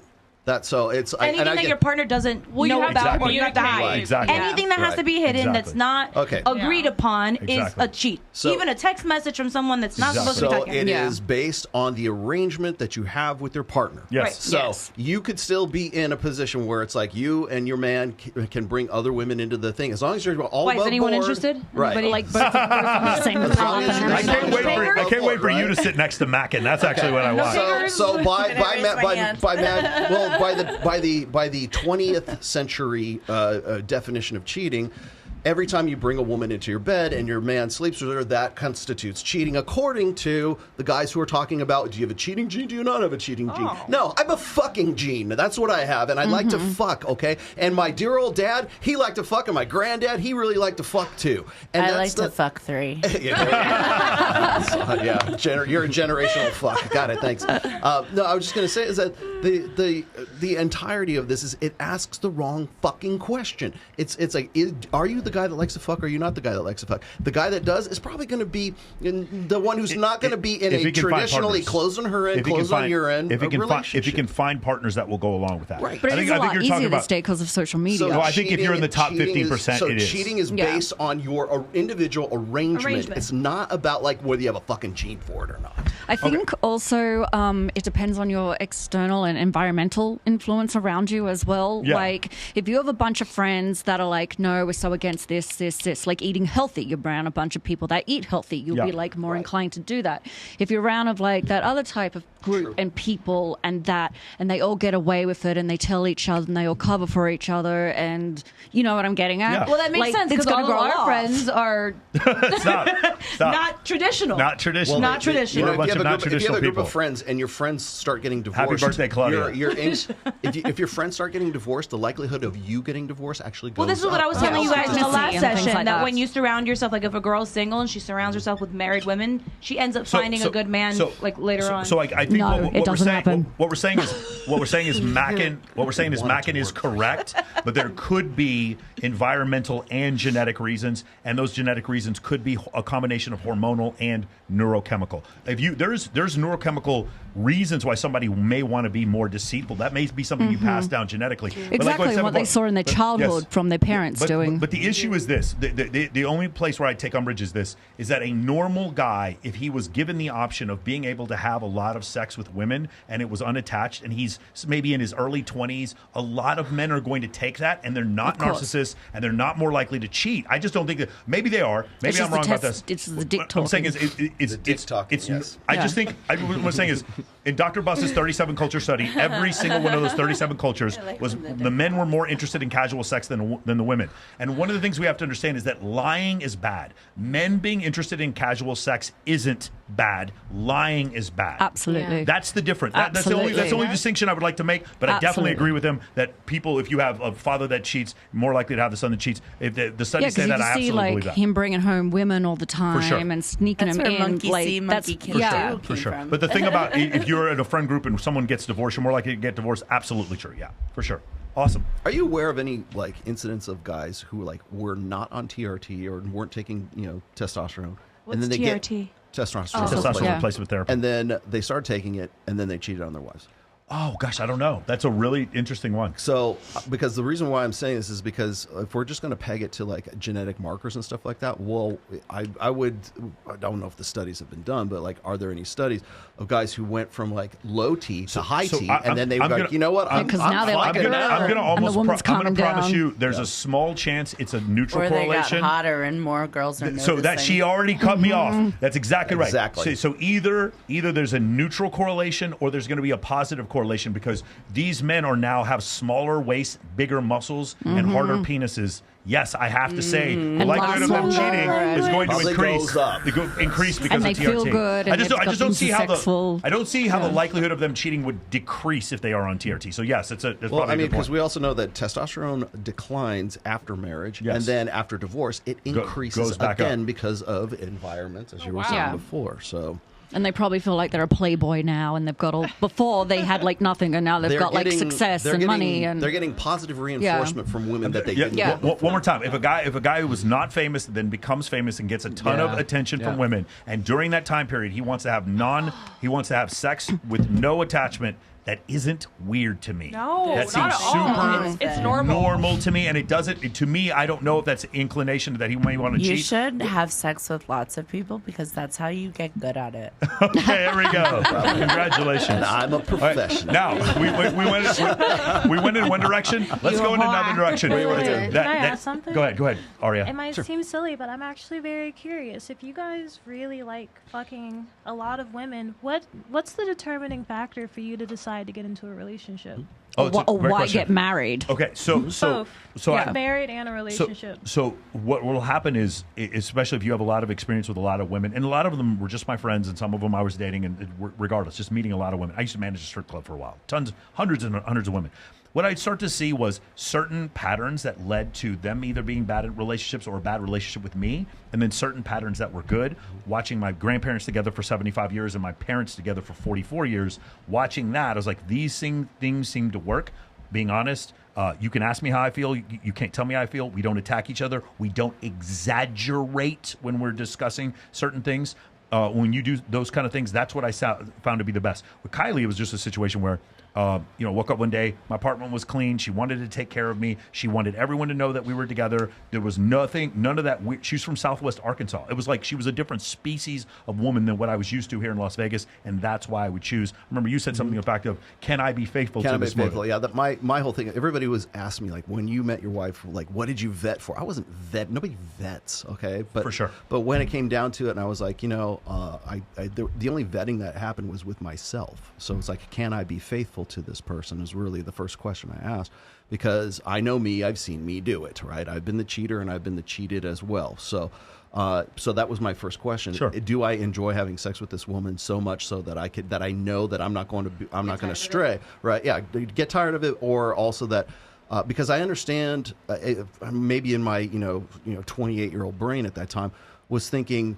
I understand the fallout between people who like they get married, they have sex, they're really into it, and then afterwards it falls off, and then the damage that happens after that. And it's not just between the two people; it happens to the kids, it happens to the families, it happens to the dog, it happens to the dog. Yeah, it happens to the cat. Yeah, who's taking what, right? Your finances and everything. You think about the importance of selecting someone for the rest of your life. You're betting your future family on that, and your family that you have right now, your extended family. For instance, I take care of my mother-in-law, who is not my mother, my mom, it's her mom. So there are are you going to?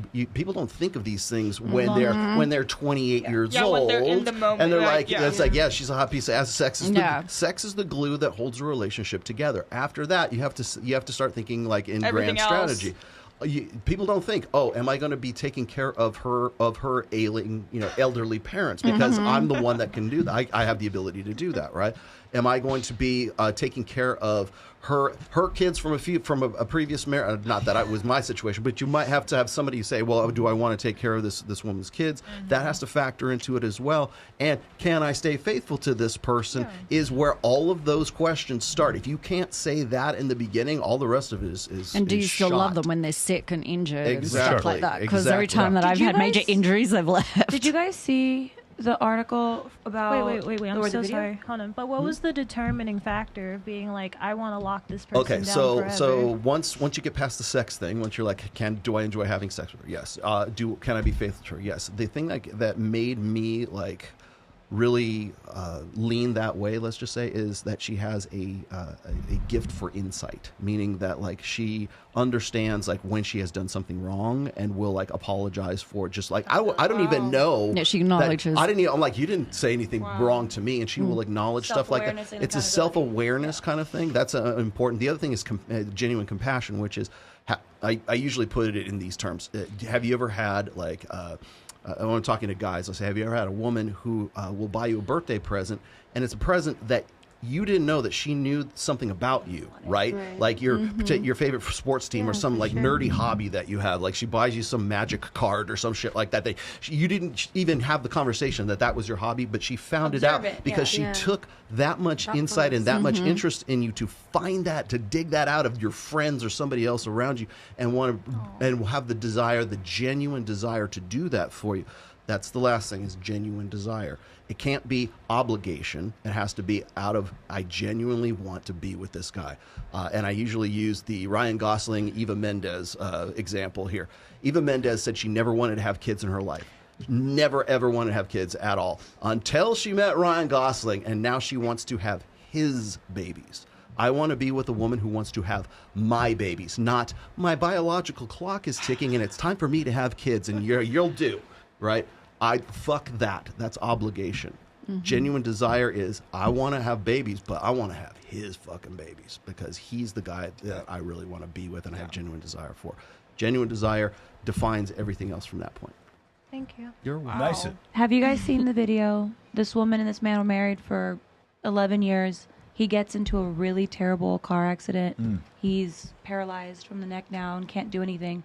She proceeds to take care of him for a year or two and then divorces him and then marries somebody else and adopts her ex-husband as their child together so they can take care of him together. That's so crazy. he's still there, but allowing her to still have a quality of life. There is a really. I'm so. Wait, what? Okay, that's weird. There is a really weird joke I want to make about the chair, the extra chair in the hotel room. You know what I'm talking about? You guys know what that chair is called? We can't say it on YouTube. Watcher? The watcher chair. That's what we're going to do. Yeah.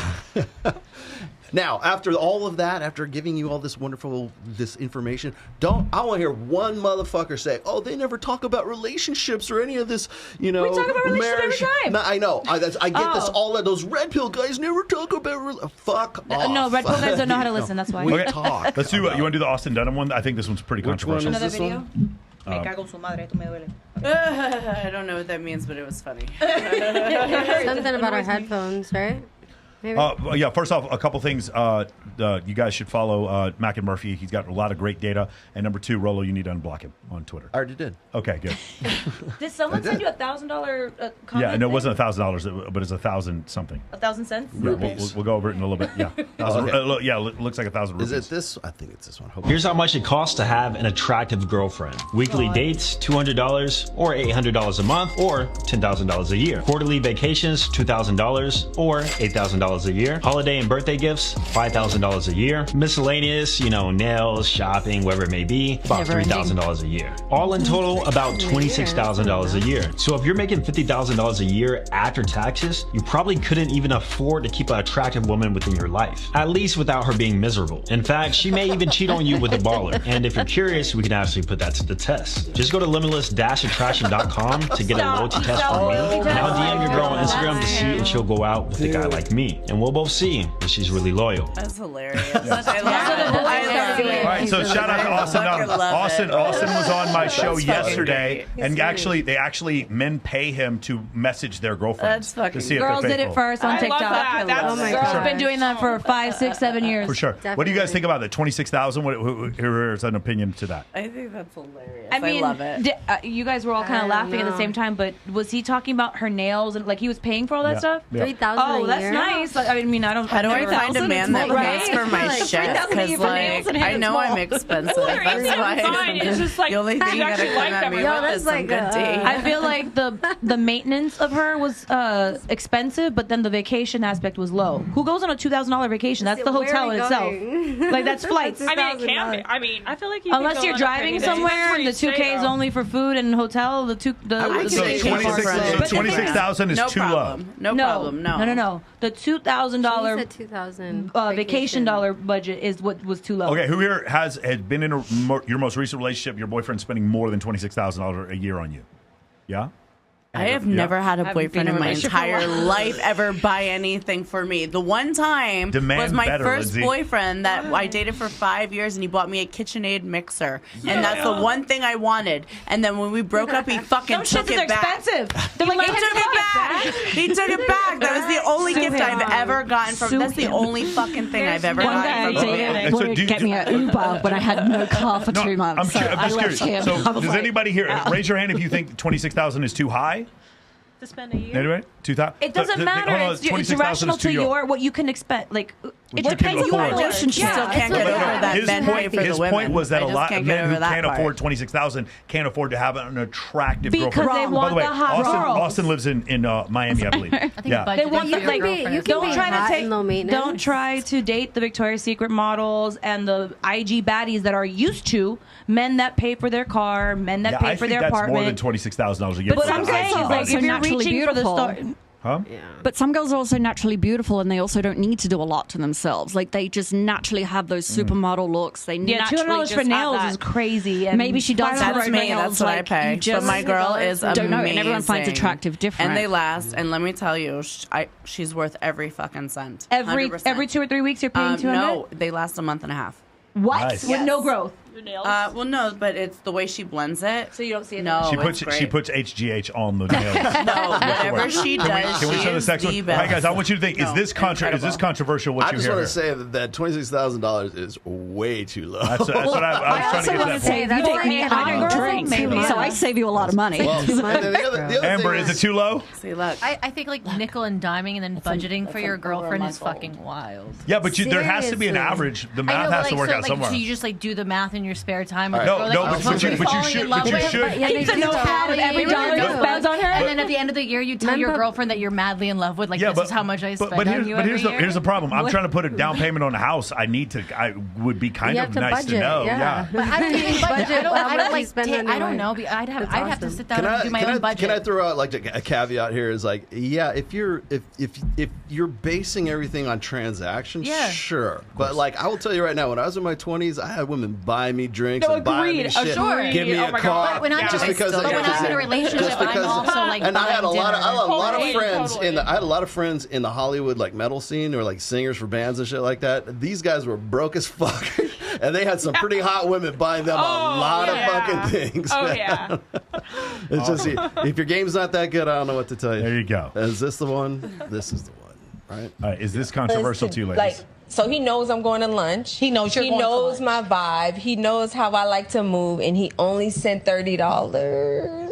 Yeah. I'm not going to bend over backward for a man that is just sending whatever he can, or if he's not going to be my boyfriend, number one, but if I'm talking to him next time I'm out and he says, "Oh, you need something for lunch," I'm gonna tell him it's okay. Somebody already sent me $100, so he know that you want that job. Yeah, you got to, because it's better, like you said. Okay, if we're being completely honest.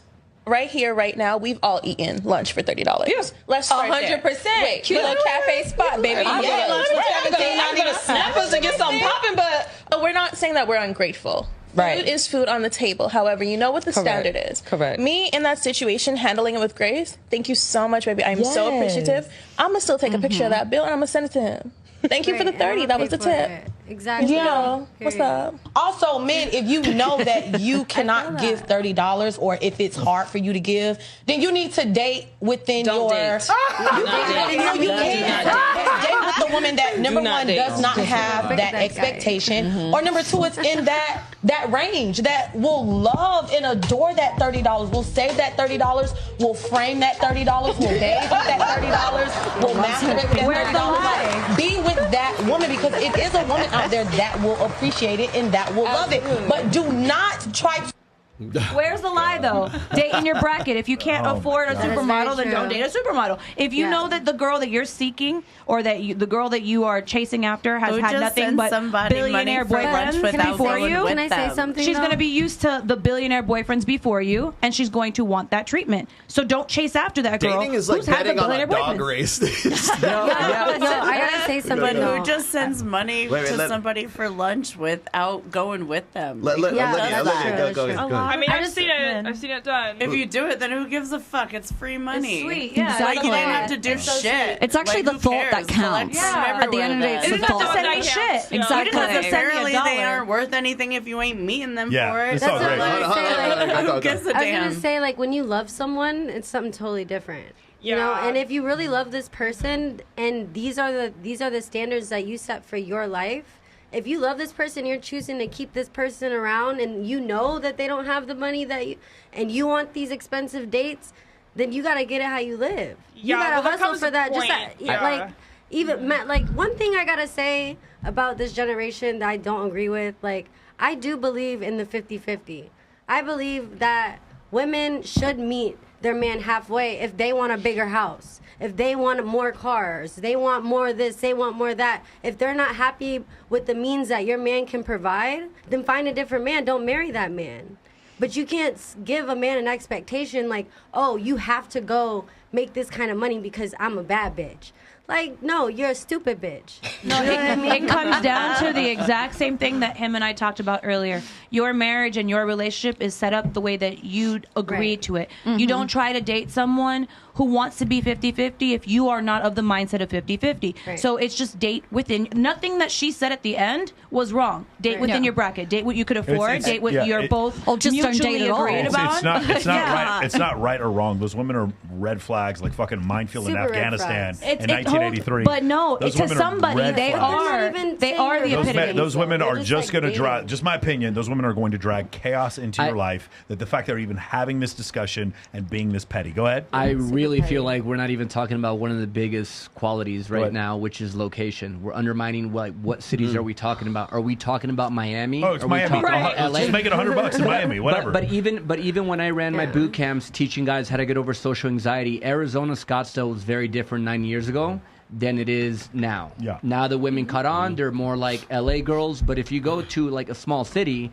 this is very different. Like the location is everything. Yeah. You're interviewing you can have women a nice dinner that are for $30 but look at the common thread though. Like where are they from? From Miami. The point wasn't not having a nice dinner. The point was he didn't give me enough money. Which that's the problem. He gave right her there. money, and that's enough, right? I mean, my lunch the other day was $50. And you ladies are saying this. That's not a red flag. That's a green amazing. flag. Being appreciative is a green flag. Not being appreciative is a red flag. I'm sorry. Definitely. These ladies are just walking red flags to me. That's just my opinion. You go to Nashville, you can have a good time for very cheap and go and do karaoke. But if you're in Miami and you're in Brickell, be prepared to spend at least $1,200 if you're going to a restaurant. So where are you at? And like what you were saying earlier, Rollo, what is the communication? What are the rules of the game? Like, what am I getting into? And by no means, if the girl's expectation is like $2,000 or $500,000, I respect that. But then that's not my cup of tea. Like, what is the vibe here? The bottom line is live within your means. None of these girls. Communication. Communication. Okay, fine. But none of all these girls with these really high standards for like, oh, you got to pay me $30, $100, whatever the ticket is, right? Every last one of them would throw those standards right out the window if that guy was 6'1", had a six-pack abs, had a 10-inch cock, and was ready to rock her world in bed. And you know what? Oh, it doesn't matter. He could give me a bag of Skittles, and it wouldn't make a fucking difference. That's the other difference. If these ladies would be willing to date some other guy who doesn't even send them $30, then if I'm the guy sending the $30, I'm the loser. And that's another thing. Red flag. That's all I'm saying. Can we get to this one right here? Yeah. Let's see. Which one was that? William Casella. Oh, I got it. Okay. First off, let's all be quiet. William Costello is a Longhorn, and we must show him respect. I thought the mating crisis was people are not having sex. So we're putting that on the shelf. So if it isn't that, what is the mating crisis? So the mating crisis can be traced back to an essay my supervisor wrote in 2016. And he talks about this mismatch between women beginning to outpace men in educational settings. Now, when you combine this socioeconomic success of young women in recent decades with their evolved mate preference for an equal or higher status mate, it just simply means that there's a skew in terms of the lack of eligible men that are out there. So those few men at the top that women are interested in are less willing to commit to long-term mating because they're the scarcity and it becomes a problem. So women have a double-edged sword because highly educated women are competing with highly educated women and lower educated women for the same increasingly small pool of men that they're deeming eligible.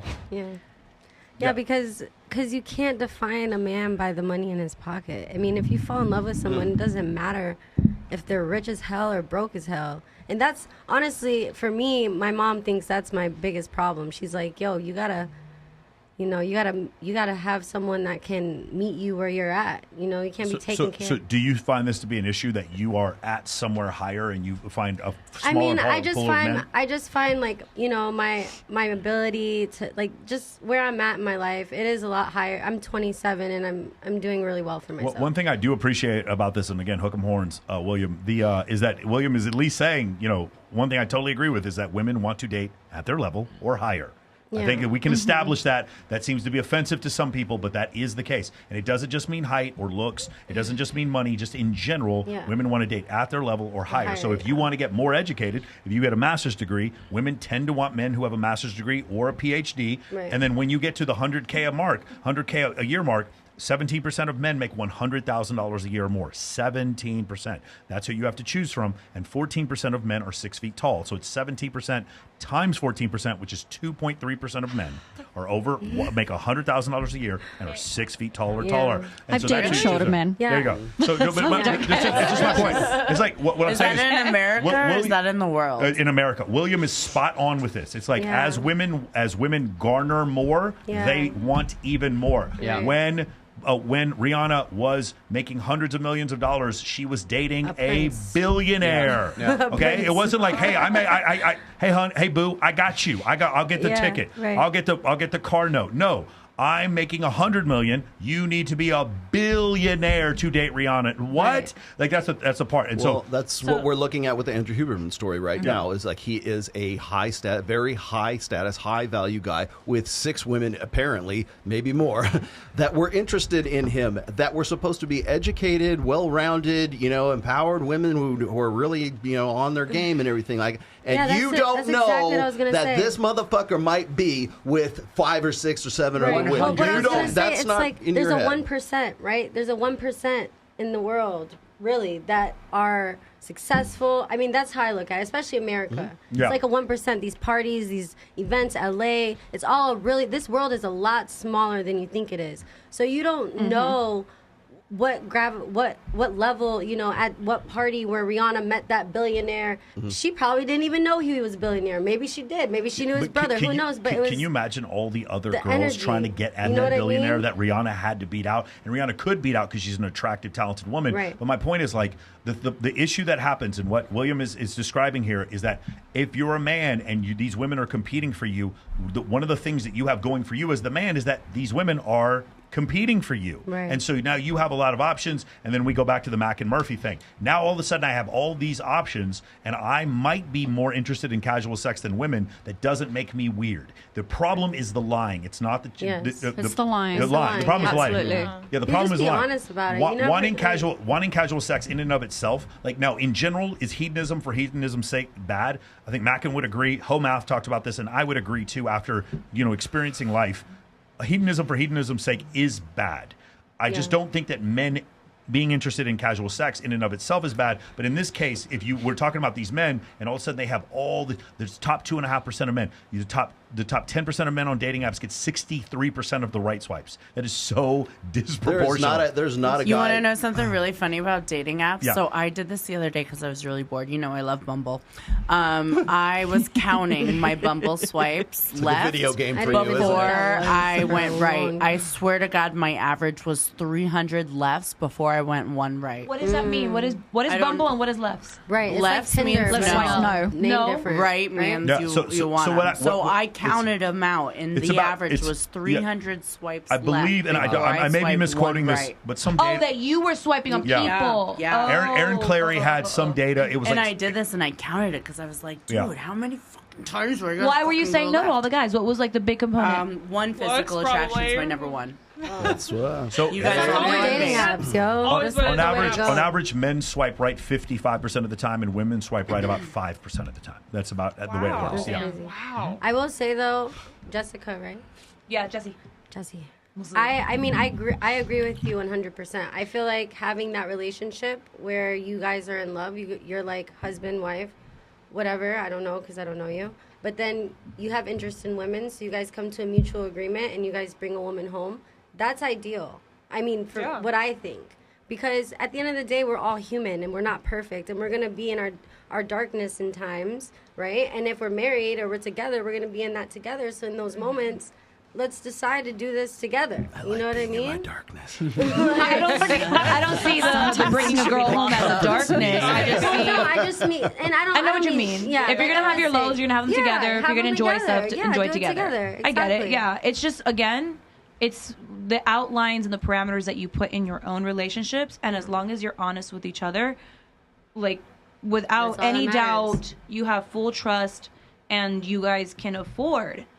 That's the problem, is that some people can't afford to bring a third into the relationship. Right. Some people can't afford to put their toe in that pool because they're not mature enough to leave it. Like, okay, it was a one night thing, I'm leaving it alone. They're gonna get someone pregnant. They're not safe.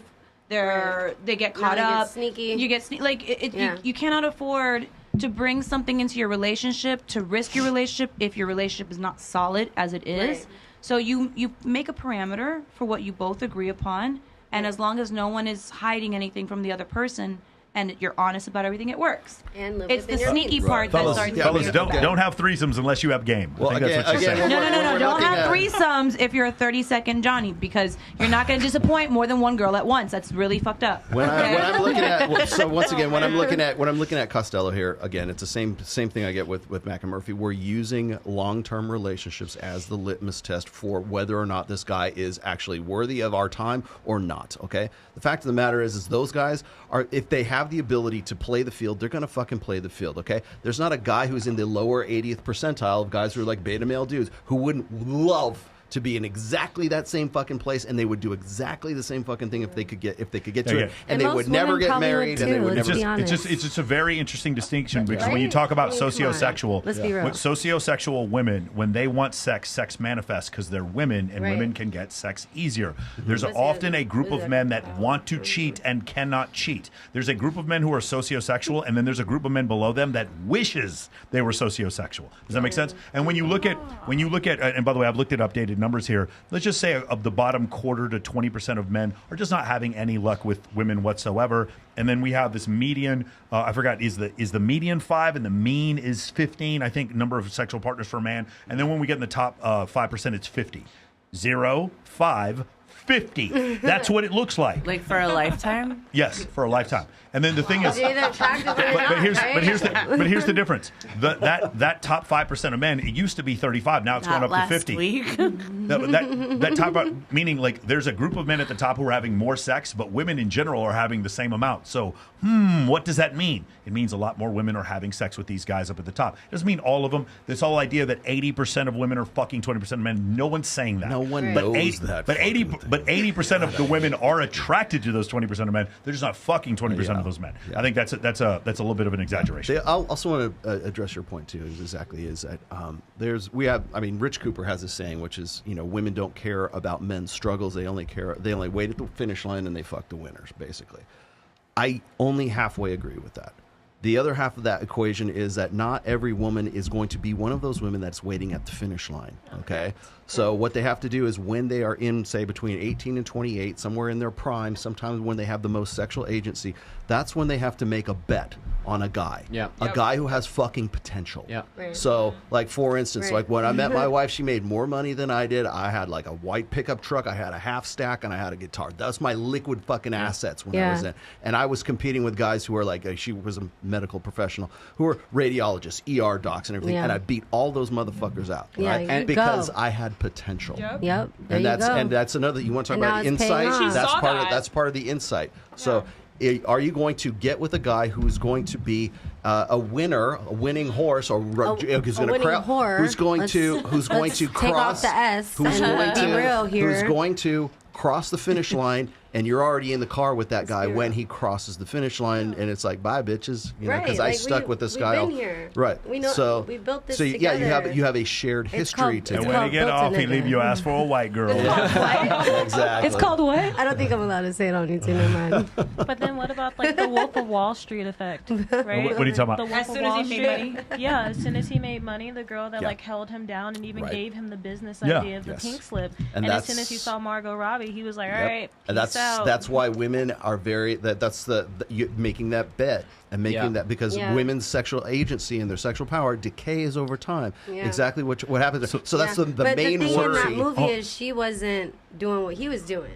Well, the main concern, the main fear is that you're going to invest all of your stuff. Isn't Jelly Roll a cool story though? Like, aren't they cool? That's adorable. Like, isn't that a cool story? Yes. The what? Did I hear about Jelly Roll and his wife? Yeah. Like, I don't know enough about it, but yeah, that's I have no idea what you're talking about. So there's this, I don't know, person in the music industry, I guess it goes by Jelly Roll. I just learned about it recently. The overweight guy with the blonde girl? The girl that he's with, like, she's hot. The potential and like she like stuck supported it through him for a and long like time. it's just a cute little fucking story. I mean, like Gucci Mane. You know what I mean? I'm gonna bring this up because again, we get this criticism on the show that we only attack women. Okay, this is ridiculous. No, I want to say this again. Men are more likely to commit domestic abuse. Men are more likely to commit SA. Men are more likely to commit rape. They're more likely to commit murder. They're more likely to be victims of violent crime. They're more likely to take their own lives. We're aware of these things. Men are more likely to cheat. They are. You've been saying since I met you that women are. No, I haven't.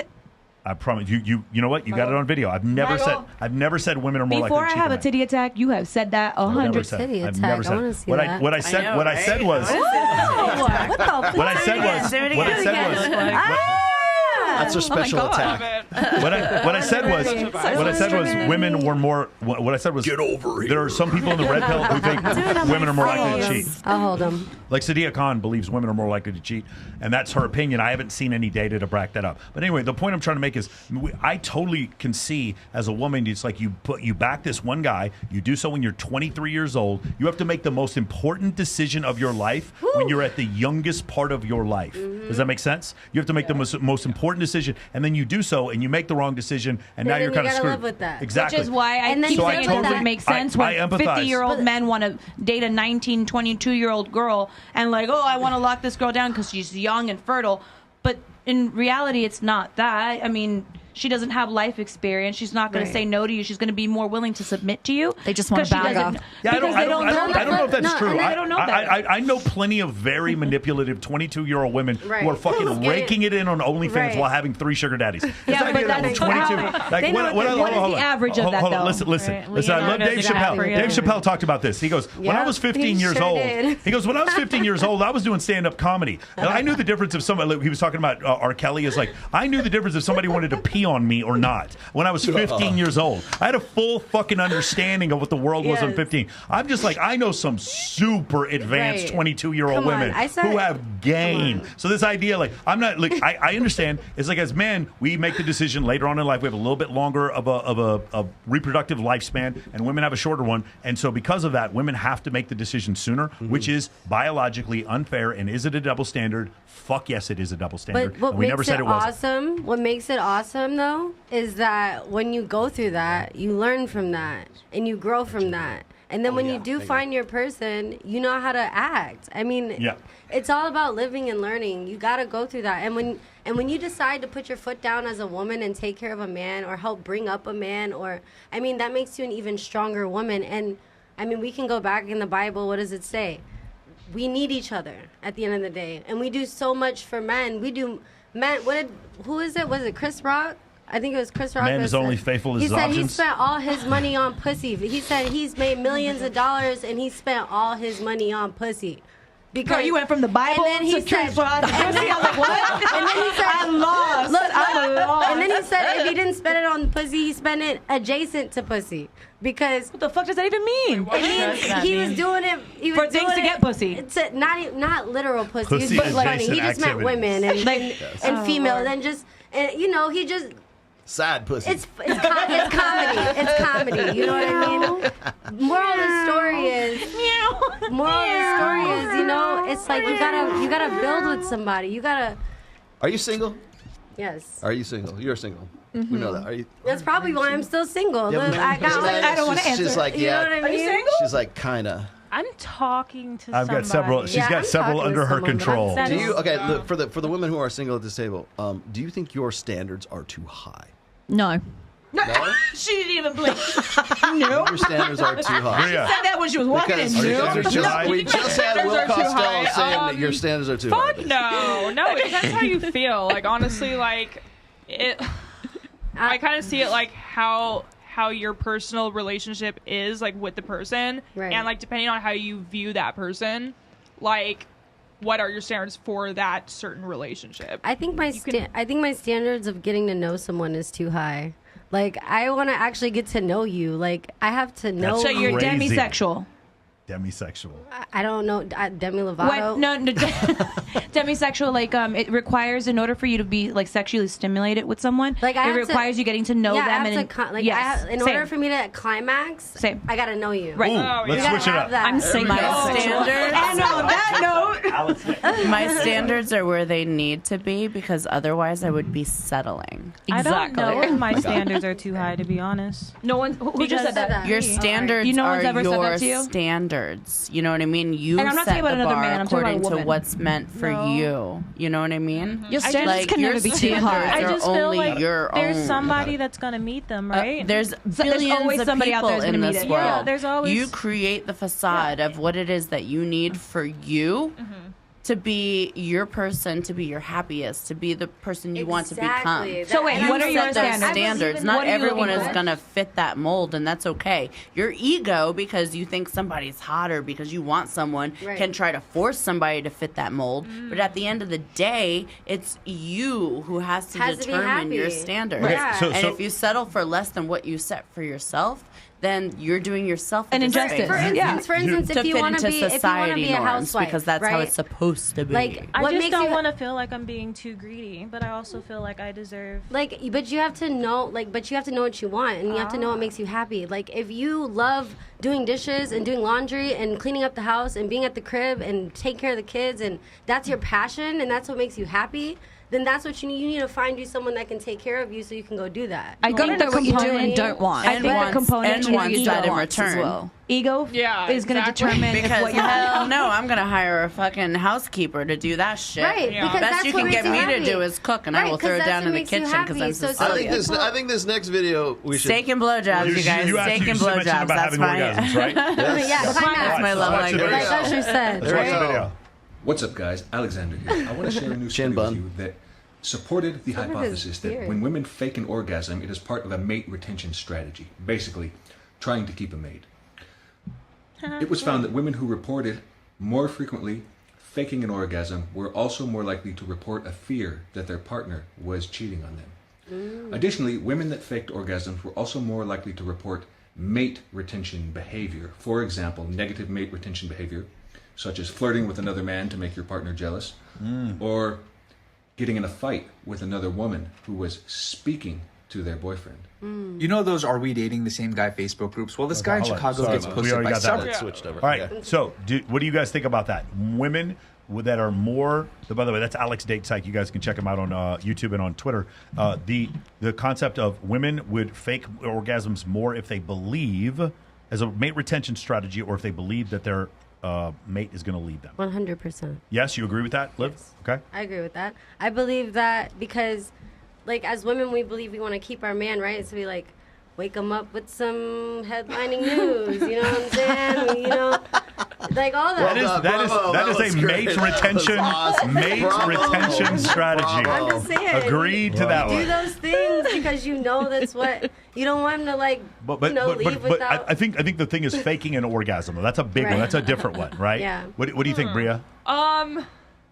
Honestly, I would use reverse psychology and do the opposite. Like I know that sounds like so like you have to fuck me harder to get me to have an orgasm. Is that what you were saying? No, like make you chase after the orgasm. Nobody clip that. Make him work harder Nobody for clip it. that. Like pretend like you did an orgasm and make him keep trying. So be like, wait a second, like, is she unhappy with how I'm performing? So they'll try harder, and I'm like, all right. That's interesting. Amber, have you ever faked one to try to keep a dude? If I'm gonna have like a super candid moment, I think anytime, or not anytime, but a lot of the times, more often, I faked an orgasm more because I just really wasn't into it. Yeah, and I just wanted it to be done. That's interesting. And I know that's weird. It's like, want to be done already. And I've had it more happen at like the end of a relationship where like I kind of know that this isn't working out anymore, really, and I know it because I'm not really into it, but I feel almost that obligation because I am your girlfriend, right? And we're in that moment, and I want to make you happy, kind of, but like I also don't really want to have sex with you right now. So like, let's just get through this as fast as we can. Obligation. That is definitely a thing. I got laundry to do. I mean, I don't really it fake always feels orgasms. like it though, right? Like it's another list on the list of chores to get done. Aria?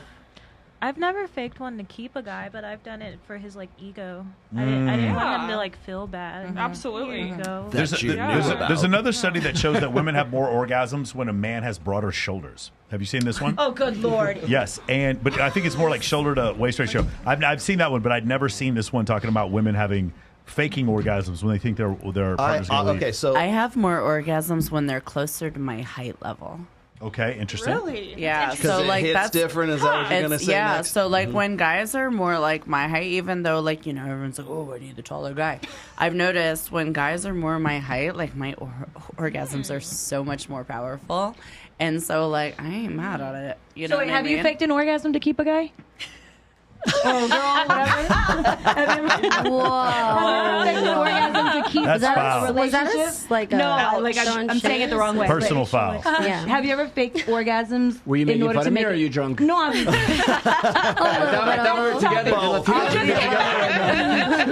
You just came back from the bathroom, so I'm saying that's what the topic at hand is. Have you ever faked an orgasm to keep a partner or to make a partner feel special? No. No. No. Have you ever had it happen to you? Do men fake orgasms? Yeah, they fake them. Yeah, they totally do. Really? That sucks. Yeah. I don't think a man. I got a little inside. Well, then they can't learn. If you're faking it, they don't know that they're bad. So, like, you're only doing yourself an injustice because they're going to keep doing that same lame stuff that they're doing, and they're not going to get better. You guys, your advice is, Exactly, you have to be advice is verbal. this might be true for some women, but the better advice is don't fake it, do the opposite, so the guy tries harder. Is that what you're saying? No, I didn't say try I harder. said She that. I said that. Yeah, I will Use agree the with that. And psychology. it's not even try harder, but like you need to like once you get it right, you need to keep doing it right. You know what I mean? And if I give you false pretense that hey, you're doing it right, like Yeah, they'll you're always never do going it to get it forever. right. It's like teaching You know a what I mean? dog. No, I don't want to. I don't want to give you that. I don't want to ruin let that you training. learn. That good damn training, man. I want to come. Damn it. Okay. I gotta give you my take on this because I've talked about this. Period. The one thing that Alex doesn't, maybe he was getting into it later on. I don't know. It's a short clip, but I have heard, read the research, that faking an orgasm, women are more likely to fake orgasms with alpha guys than they are with beta guys. Because beta guys, beta men aren't worth it. They just like, okay, you didn't, sorry, bye. Yeah. That makes sense. So, for instance, if a woman is like, say, it's Shark Week, right? She wants still she has. The thing is that like women's hypergamy cannot afford to miss out on that opportunity. Right. So if they're having sex with this guy and like They're he gonna do expects the you to have an most. orgasm Yeah. and you're not quite there yet because you're still kind of in the wrong phase of your cycle at that time, women will tend to fake orgasms because they want to hang on to that guy so that when she is fertile and she's in the proliferative phase, then they're going to have some really great sex when that happens. So also, giving guys blowjobs, also mate retention. Guys, That's my favorite. guys You know going, what? guys Depends going. who it is. Can I just say something though? And by the way, guys going down on their girlfriends, also mate retention. Sure, Definitely. sure, makes sense. 100%. And I love it whenever I bring this up because people say, "Oh, see, women don't really like those alpha guys. They fake orgasms for them." Like, no, they're faking it because they want to get with that guy again, Yes, and they want to the think that ego, he's yeah. the best lover that they ever had, so that when she's finally back into her fertile phase, then she can have sex. Or is it that the alpha male, is the ego is so fragile it has to be faked for them because if not they're Well, gonna lose their shit. She doesn't know, but she's assuming what you're saying. Yeah, maybe She's presuming that, but that's still part It of could the be mate either. It could be 50-50. She's faking it because she just wants to retain him and continue a process in the future, or his Okay, well, if she's ego is too fragile, he can't handle it. She doesn't fake. Okay, both can be true at the same time. Because if she's appeasing his ego, why would she be doing that? Yeah. Because she wants to retain him for a future fuck. What did Bernie Mac say? I got mine. You better get yours. Is that Chris Rock is like, why'd you come so fast? He's like, I came right on time. I don't know what you're talking about. We That's came on at the you. same time, actually. That's on you. Can we do this next one? Let's. You want to do Jamie's? Yeah, let's do it. Hang on, I gotta switch over. You're killing me. All right, here we go. Oh, okay. So let me give you the preamble to this. This is Jamie Lynn from Pink Pill Podcast, who shoots right in the next studio over here. Yeah, so this is who could very easily walk through that door and just talk to us face to face. This is the Red Pill content room, and that's the anti-Red Pill content. Exactly. They call it Studio A for anti-Red Pill. Yes. That's where Lana. That's where Lana does her show. That's where Bree Hunter does her show. That's where Jamie Lynn does her show. In the anti-Red Pill. So let me also set this up for you here. This ended up in my DMs on the Access Vegas Instagram site. So I presume she is intending for us to react to this. So here's your reaction, Jamie. They misdirected, and he said, "We are talking about it." Okay, well, great. So Fresh and Fit acknowledged it, and you don't have a problem with it, but that doesn't negate the fact that there's a double standard. That doesn't take away from the fact that you're still shaming women and calling them narcissistic and self-centered, and and making fun of the work that they've had done and criticizing them for the work that they've had done. So, like, these two things don't go together. Well, we are acknowledging it. Okay, well, great. I'm glad that you guys can acknowledge that, but a lot of men aren't acknowledging that. A lot of men in the red pill community still aren't acknowledging that. And also, he made the point that he's like, he even said we don't get shamed for it. Yeah, thanks for proving my point. You don't get shamed for it, but women do. Women do get shamed for it. And the two of you on this show might not be shaming any women, but that doesn't negate the red pill influence and the negativity that is surrounded around women changing their body and how they're narcissistic and full of themselves for doing that. So you guys didn't challenge my point at all, not even in the slightest. In fact, what you did is you supported my argument. Okay, so first off, what is her argument? What is the argument? Before we go on, I actually got lost Jesse, you've known me for a decade. Is there a bigger proponent? Like, have I shamed anyone for plastic surgery? Who are you talking to, bro? Wait, yeah, like, is there? I am the top affiliate and advocate for breast implants on planet Earth. Are you kidding me? You think I was going to shame women for having work done? That is crazy. You shamed me for wanting to get my boobs reduced. No, I was joking. No. Yeah, you know, I was kidding. I was like, she's serious, so we gotta address this. Yeah, but my point is, the point is, the reason why we didn't disagree is because that's not what we're saying. I have never at any point, oh my God, go get the boob job, go get BBL, go get all this stuff. About you guys are fresh and fit. I know she was talking about us. She was talking about us directly about us. And it was just one of these things where it's like, I have shaming women. I have never tried to shame any of you for anything we've ever done in the show. You know what? The reason why there's a mismatch here is because the same reason that Daily Wire keeps having a mismatch when they say those red pill guys. Because who the fuck are you talking about? It's not us. And by the way, I'm red pill adjacent. He's red pill. The thing is, like, what happens is these content is like, well, somebody else said something, and you guys are still shaming women because of the work they got done. No, not only am I not shaming women for the work they got done, and by the way, she is correct about the double standard. There's all kinds of double standards. If I have a girl and she cheats on me, it makes me look worse. It lowers my status. If you're a girl and you stay with your man after he cheats on you, you actually don't lose status. That is 100% false, and I don't know why you keep repeating that narrative. Absolutely true. Girls are laughing in other girls' faces.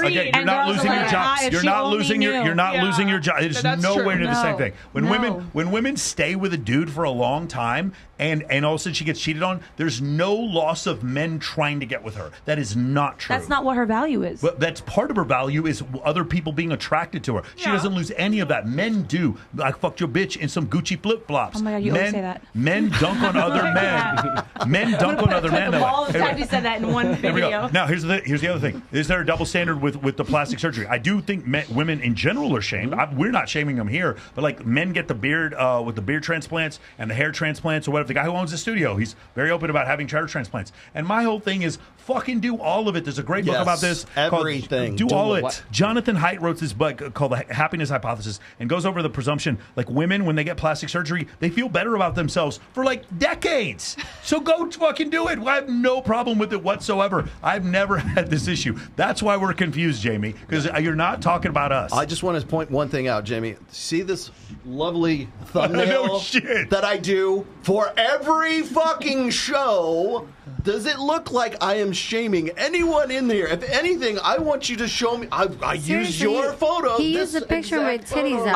I've got like real natural titties. I'm the smallest one there. I got your calendar. I'm going to put it in my garage so I can see what I'm working on. You better put my calendar in your garage. My girlfriend is a bikini model. Like, what are we? No, Jamie. Like, I understand what you're saying. It's just you're not talking about. It's like when Daily Wire's talking about those red pill guys, they mean Pearl Davis. And when you are talking about red pill stuff, you're not talking about the two of us, because look, what we do is we try to give information. It's a little bit right of center, but we try to give information, and we have very few prescriptions. We have a few prescriptions. Like, I don't believe in long distance relationships. I do think a woman has to be slightly more into her man than the other way around. I have a few prescriptions. Look at Jesse. I have a few prescriptions, but I don't. But for the most part, I'm just trying to give. I should also point out that since day one, since the day you were actually on our show, on our very first show, we were defending every single one of these women. From the guys there saying, "Oh, they're all plastic. Oh, they all look like Jamie Villamore. I need a man, or I need a woman who is a natural 10, not these made up plastic bitches." And we're like, "Okay, fine. Send me a picture of what you think would be a better looking woman than the women that are around this table. I've never got a single picture from anyone about that who says, oh, I want a girl who's natural. You wouldn't even know what a natural tit looked like if it come up and bit you on the ass. Because you've been so accustomed to checking out porn and seeing this. You wouldn't even know. No, they're natural. I pointed that out on every single show. Every single time somebody says, oh, these are plastic bimbos. No, they have lip filler. They got Brazilian butt lifts. There's a video that went viral of a woman going up to men at the mall and holding up pictures of women like, is this girl wearing makeup? Or she first asked the men if they like makeup or natural. And every guy across the board said they like a more natural woman. And every picture she held up was a girl that looked very natural, and they're all wearing makeup. But the men just don't know, and they did it more. It's a natural more glow. low key. Yeah. One thing a whole face of makeup. It wasn't whole high coverage. Yeah. But like they're not all doing photo shoots every day of their life, so not everyone's gonna wear makeup. One thing I Stacked can't to the stand ceiling. about the whole shaming thing, it's like, listen, it's your body. It is you. It's what you want for you. How does what you do affect me? Right. Do whatever you want. If I'm not trying to date you, marry you, have kids with you, why does what you do affect me? Why does it matter what I do to Why do my you care? body? Right? Yeah, I don't care. Why do you care? My point is, we don't Why do care. you care? At no Why point. don't? Hold on, I had Why do someone you else. care? I had someone else telling You me. do. Why do you care? Men. I had someone else They telling me don't. They that I'm don't. like that. But look, wait, I gotta say something. I gotta say one more thing. Okay. Nobody should care. Not even you should care. So, like, for instance, I have a friend. Bad. I'm talking like she's on T-shirts and shit. Just. Why is that bad? Wait, what? Bad, No, like she's baddie, like hot, like just on fire, like woo. She's right? on this. And she doesn't know it. You know what I mean? She doesn't walk around like she she's on doesn't. shit. So, and when I told her and I compliment her, and I'm like, girl, your body is crazy. Like, your shit looks natural. Like you. And the only reason why I say it looks natural because right when I compliment her, she's like, oh, it's fake. Oh, she's So I'm like, come on, man. Like, you don't have to tell me that. You don't have to tell anybody that. You own that shit. That's your body. Whether you decide you want to edit it and do whatever you want to do to it to modify, to be better for what you want.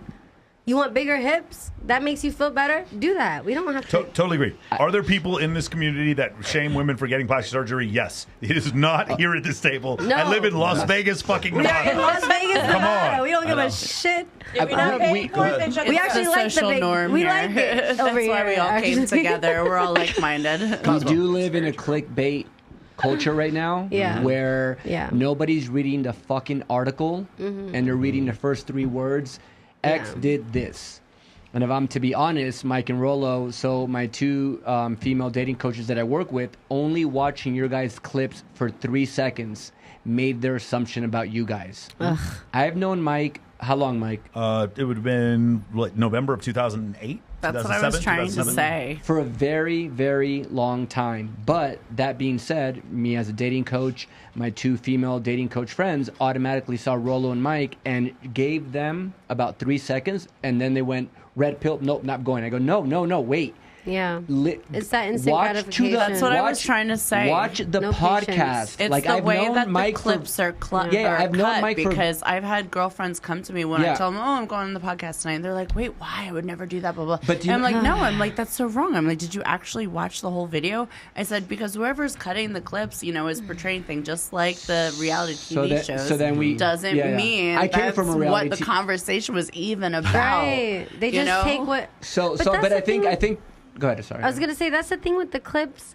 I think moving forward, you guys maybe need to just... Because, I mean... I'm going to push back so much against that. Yeah. So just so you understand, I have affiliates, and they can do whatever they want. Right. People can clip I don't have control over some of that. But also, too, Mike... That makes sense. I just got to push back. But also, too, if there wasn't a reaction out of that, we wouldn't then get you guys 60,000 wouldn't be people blowing watching up. this. Yeah, but that's what it's all about. And you guys let me know what you think about this. I love the reaction you get, and let them think that you are this way, and then invest about an hour and really watch Mike and Rollo's content, and then they're like, wait a minute. Actually, they're pretty cool. It happened with Logan Paul, Jake Paul, and Andrew Tate. When Jake Paul first came out, right, 3 years ago, I hate him. Right now he's a hero. We love him. He's the best. Same thing with Andrew Tate. Yep. Fuck him, this and that. Now they're like, actually, he's like saving a lot of like suicides. Yeah. And so my point is, like, at what point the clickbait is no, you're red pill, but then invest time and go, no, wait, stop. Do your research. So I actually think it's kind of cool, you know? Yeah, well, I've been doing this for 22 years, and I think that's a good illustration.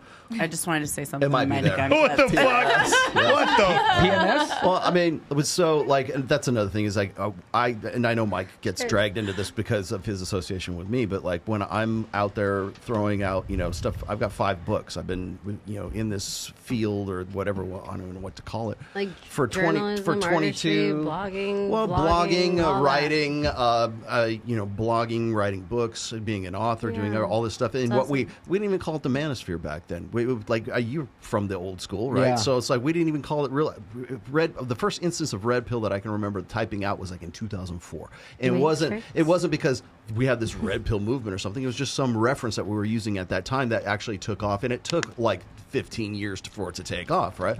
But And the thing it's catchy. is, but nobody knows those things because all they're thinking of is the last like 2-4 years of quote unquote red pill with Pearl Davis and Tate, and everyone else thinks it just sprung up in 2019, and now the movement is over. It's like, no, it's not. It's like this has been going on a lot longer. Like when I'm talking to critics of like my work, they just simply it's just this ignorance that I have to I'm constantly dealing with, and they're confident in that ignorance. Yeah. And that's what that's society. This is bullshit. It's That's like, no, society as a whole. Like a lot of people are very ignorant, and they get a lot of their information from one source. They'll go on the internet, they'll read an article, and then they'll believe it. They don't do extended research to find out the truth. We're in a dopamine hit society right now, so we're beyond the art, we're beyond the entertainment. It's not even entertainment anymore. It's just give me my hit, which is a 45-second clip, which we're about to play right now. All right, let's see what I'm really interested in what Jesse thinks about this clip here. Why Jesse all the time? Jesse. All right, you ready? This is for you. Oh, great. Height matters. Of course it does. Step on the scale. Oh, absolutely. I'm not going on the scale. You should love that one too. You should love a guy for who they are, regardless of height. I'm not stepping on the scale. Why? Because I'm not. You restart it. I would step on the damn scale. Everybody be completely quiet. Okay, everybody be quiet. One more time. It's hella low volume, sorry. Height matters. Of course it does. No. Step on the scale. Oh, absolutely.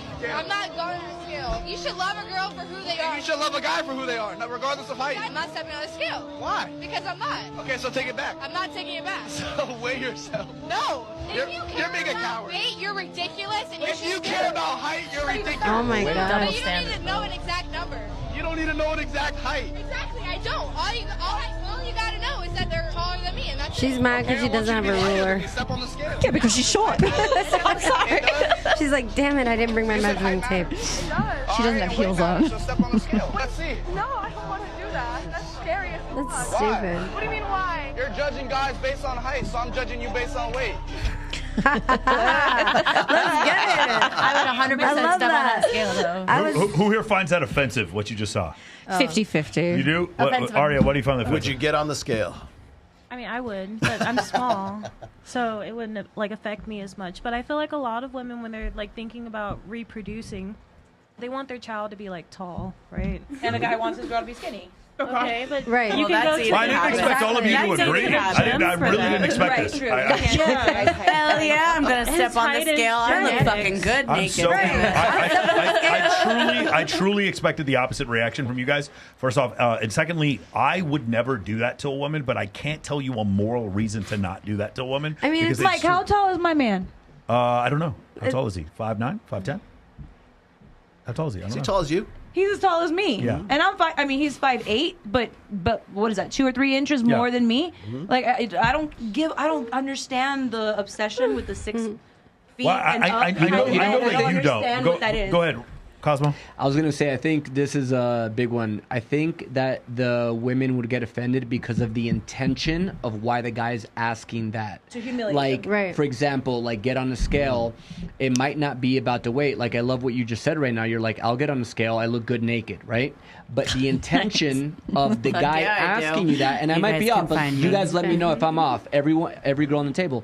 The intention of the guy asking you get on a fucking scale. It's Just the triggering. intention there is what? To belittle, to humiliate. So I don't think like right now from an episode I saw with you guys, it was very confrontational versus the guys that you brought here. I feel like today is very symbiotic. There's not a lot of tension.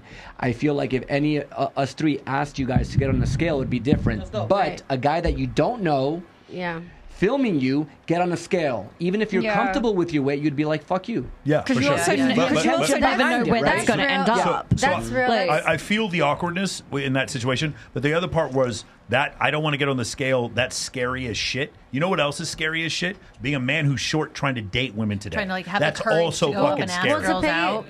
Or a man that puts lifts in his shoes. By the way, real quick. By the way, you guys, I'm sorry, I don't know why this is happening. I am 5'11". Yeah, I don't know Thank why you. this is happening, but people are so obsessed with my height right now, and they're dudes. Guys, question your sexuality if you're that obsessed with my height. I'm 6'1", and I'll put $100 million on it. You guys can go ahead and come say whatever the fuck you want. We need to put one of those measurement sticks stupid. like they have at like 7-Eleven on like the side of the door. dumb. Get on the scale, Mike. Get on the scale. For sure. I'll play the weight game all day though. Like I don't Yeah. care. I know I'm heavy. I love playing the weight game, the guessing. She would look hot naked too. I just saw weigh her a lot, ass. but it's like Well, I make a game out of it. I'll play the weight game all day. Well, but here's, I mean, okay, so, and I understand what you're saying, because as you put women on the spot, that's really what it's intended to do. These are like drive-by shootings is what they are, okay? But the main point that it's trying to illustrate here is that men cannot control their height. Women can control their weight. I was just gonna say that, like from the beginning. I was like, I didn't need to say anything. That's exactly you have what I some needed to say. control.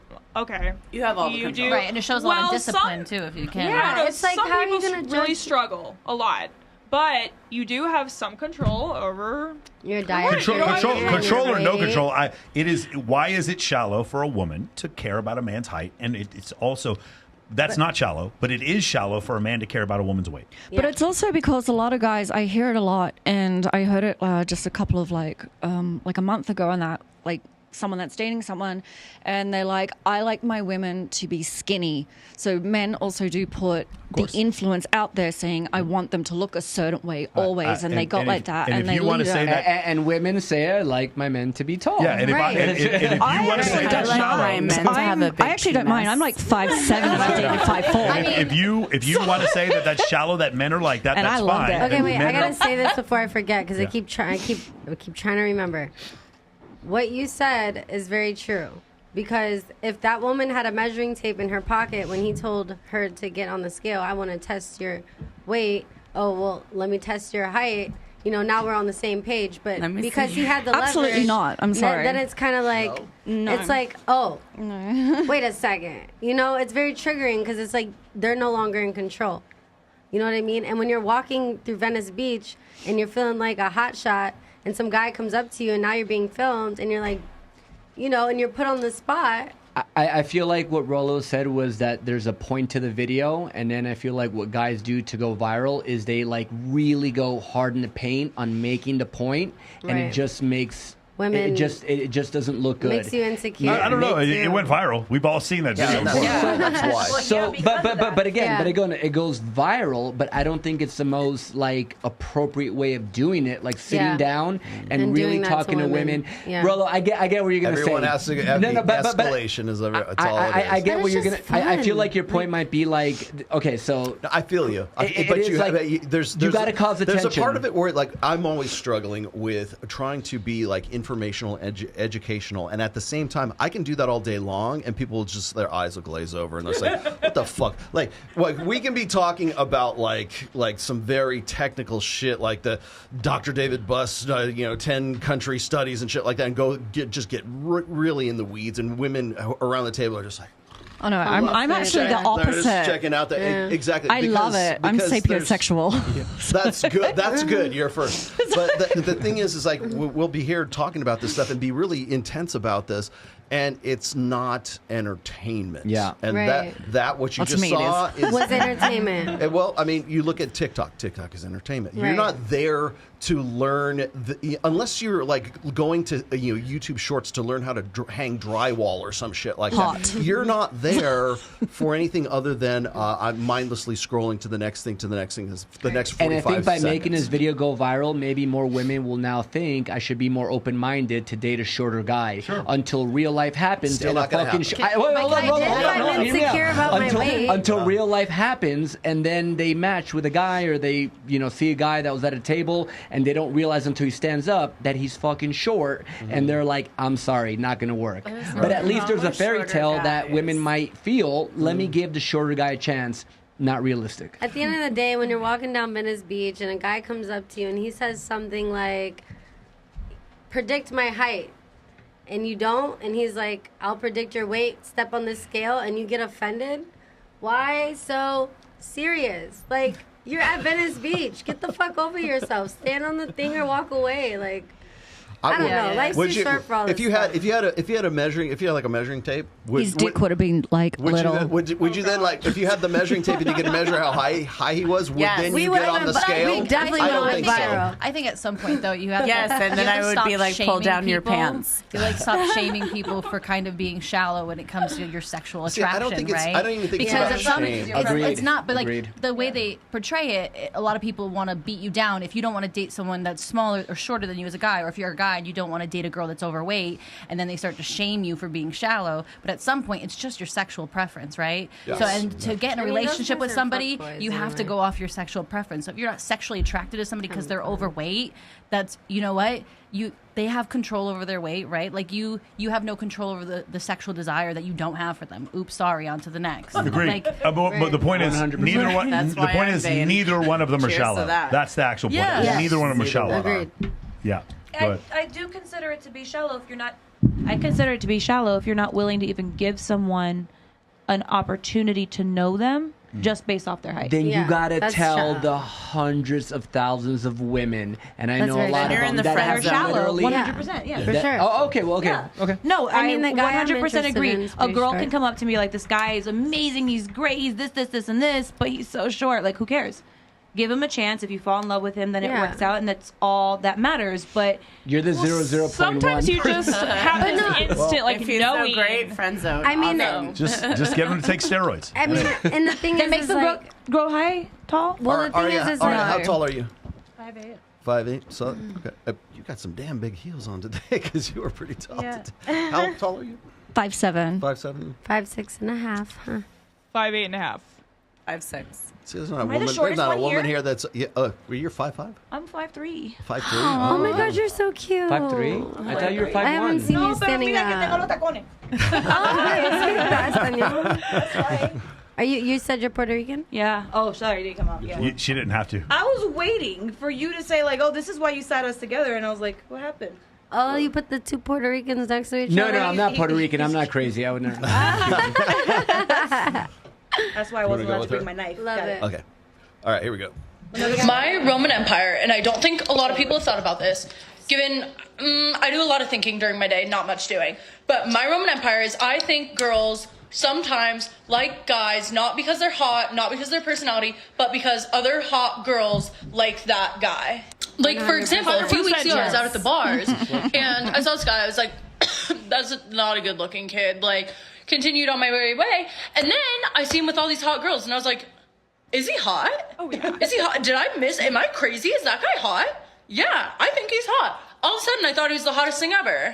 And I think this happens all the time. Like, I see some of the ugliest motherfuckers pull the hottest girls ever. And I'm like, Always, what the fuck? always. And then I'm like, oh, because he pulled one hot girl, so the rest of the hot girls followed. And not to throw any of my ex-boyfriends It is what under it the bus. is. However, I will something say to I say was on better this looking one. than all of them. Oh Basically my all of God. them. And then they weren't pulling hot girls before me, and then all of a sudden, we break up, and it's like, well, where the fuck did the supermodels come from that want you now? Why the fuck do the supermodels want you? What the fuck? 100%. And I'm not saying I'm hot shit or anything, okay? I'm not trying to say that. But since I was better looking than my exes and I was like pretty by like that standard, Right. the pretty ones came out of the woodworks and wanted my exes. I was like, what the fuck? And that is how I know I'm not the only one. I also don't think girls mean to do it. I think it's purely a subconscious thing of thinking that way. Oh, yeah. Yeah. I agree with her. She's hilarious. MOAmentoring.com. MOAmentoring.com. I'm curious who disagrees with this, right? It's human psychology. Me Like, too. that's how. And fellas, they're all agreeing with this. It's just so crazy. I have to argue this all the time. So colloquially, we call it pre-selection, but in psychology, it's called sexy son's hypothesis or mate choice copying. And that's the concept of women being more attracted to men that other women are attracted to. It doesn't quite work the other way around. Like men, we're not more attracted to you because more men are attracted to you. We're attracted to you because what we can see. And so because of that, one of the things that happens is there's a lot of guys that come to me and they have these horrible limiting beliefs about their height or their ethnicity or whatever. And if you could just had a bunch of females that hung out with you, showed you a bunch of pre-selection, just went out. Like, dude, Jesse's a great wing woman. If you went out with Jesse and you're like, Jesse, I really like this girl, pull me away from her, like while she's talking to me, or whatever, Jesse would do it. Dude, like, you just get some cool wing women, it'll absolutely help. You can hire me for $1,000 an hour, and I'll pretend to be your ex-girlfriend. For sure. Say that your dick is so big, and I'll that be you're there with you $1,000 for 1 hour of my time, and I will pretend to be the ex-girlfriend create a that's whole like, ass still in love business with out of you, that and you shit. got Sounds like a away. business. No, I do that. I definitely do that for all my guy friends, for sure. Right in the money. You'll help them out. Definitely. So I used to be the best again, wing woman in high school for my guy you know what? friends. You know what's crazy? I remember that shit. Someone should teach a course on this. That's crazy. Anyway, hopefully somebody will come up with a course on Let's rewind a little that. bit. Let's rewind to the girl. I, What do you mean? I will say this, she's that no matter hilarious. how well you teach certain men to do things, some men just have that. What's that? Almost said the juice. Big penis? Charisma or like.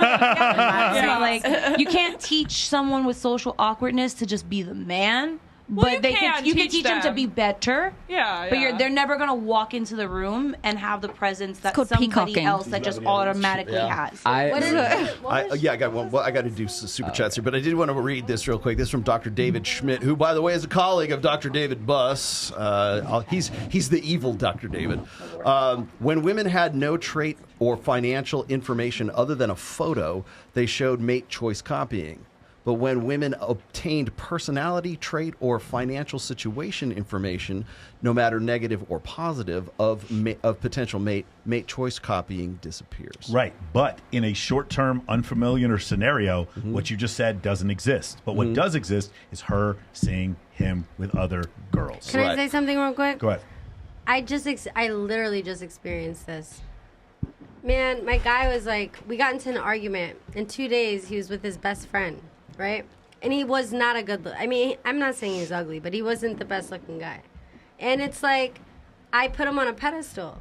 We did all these things together. We're on Instagram. We're doing all this stuff.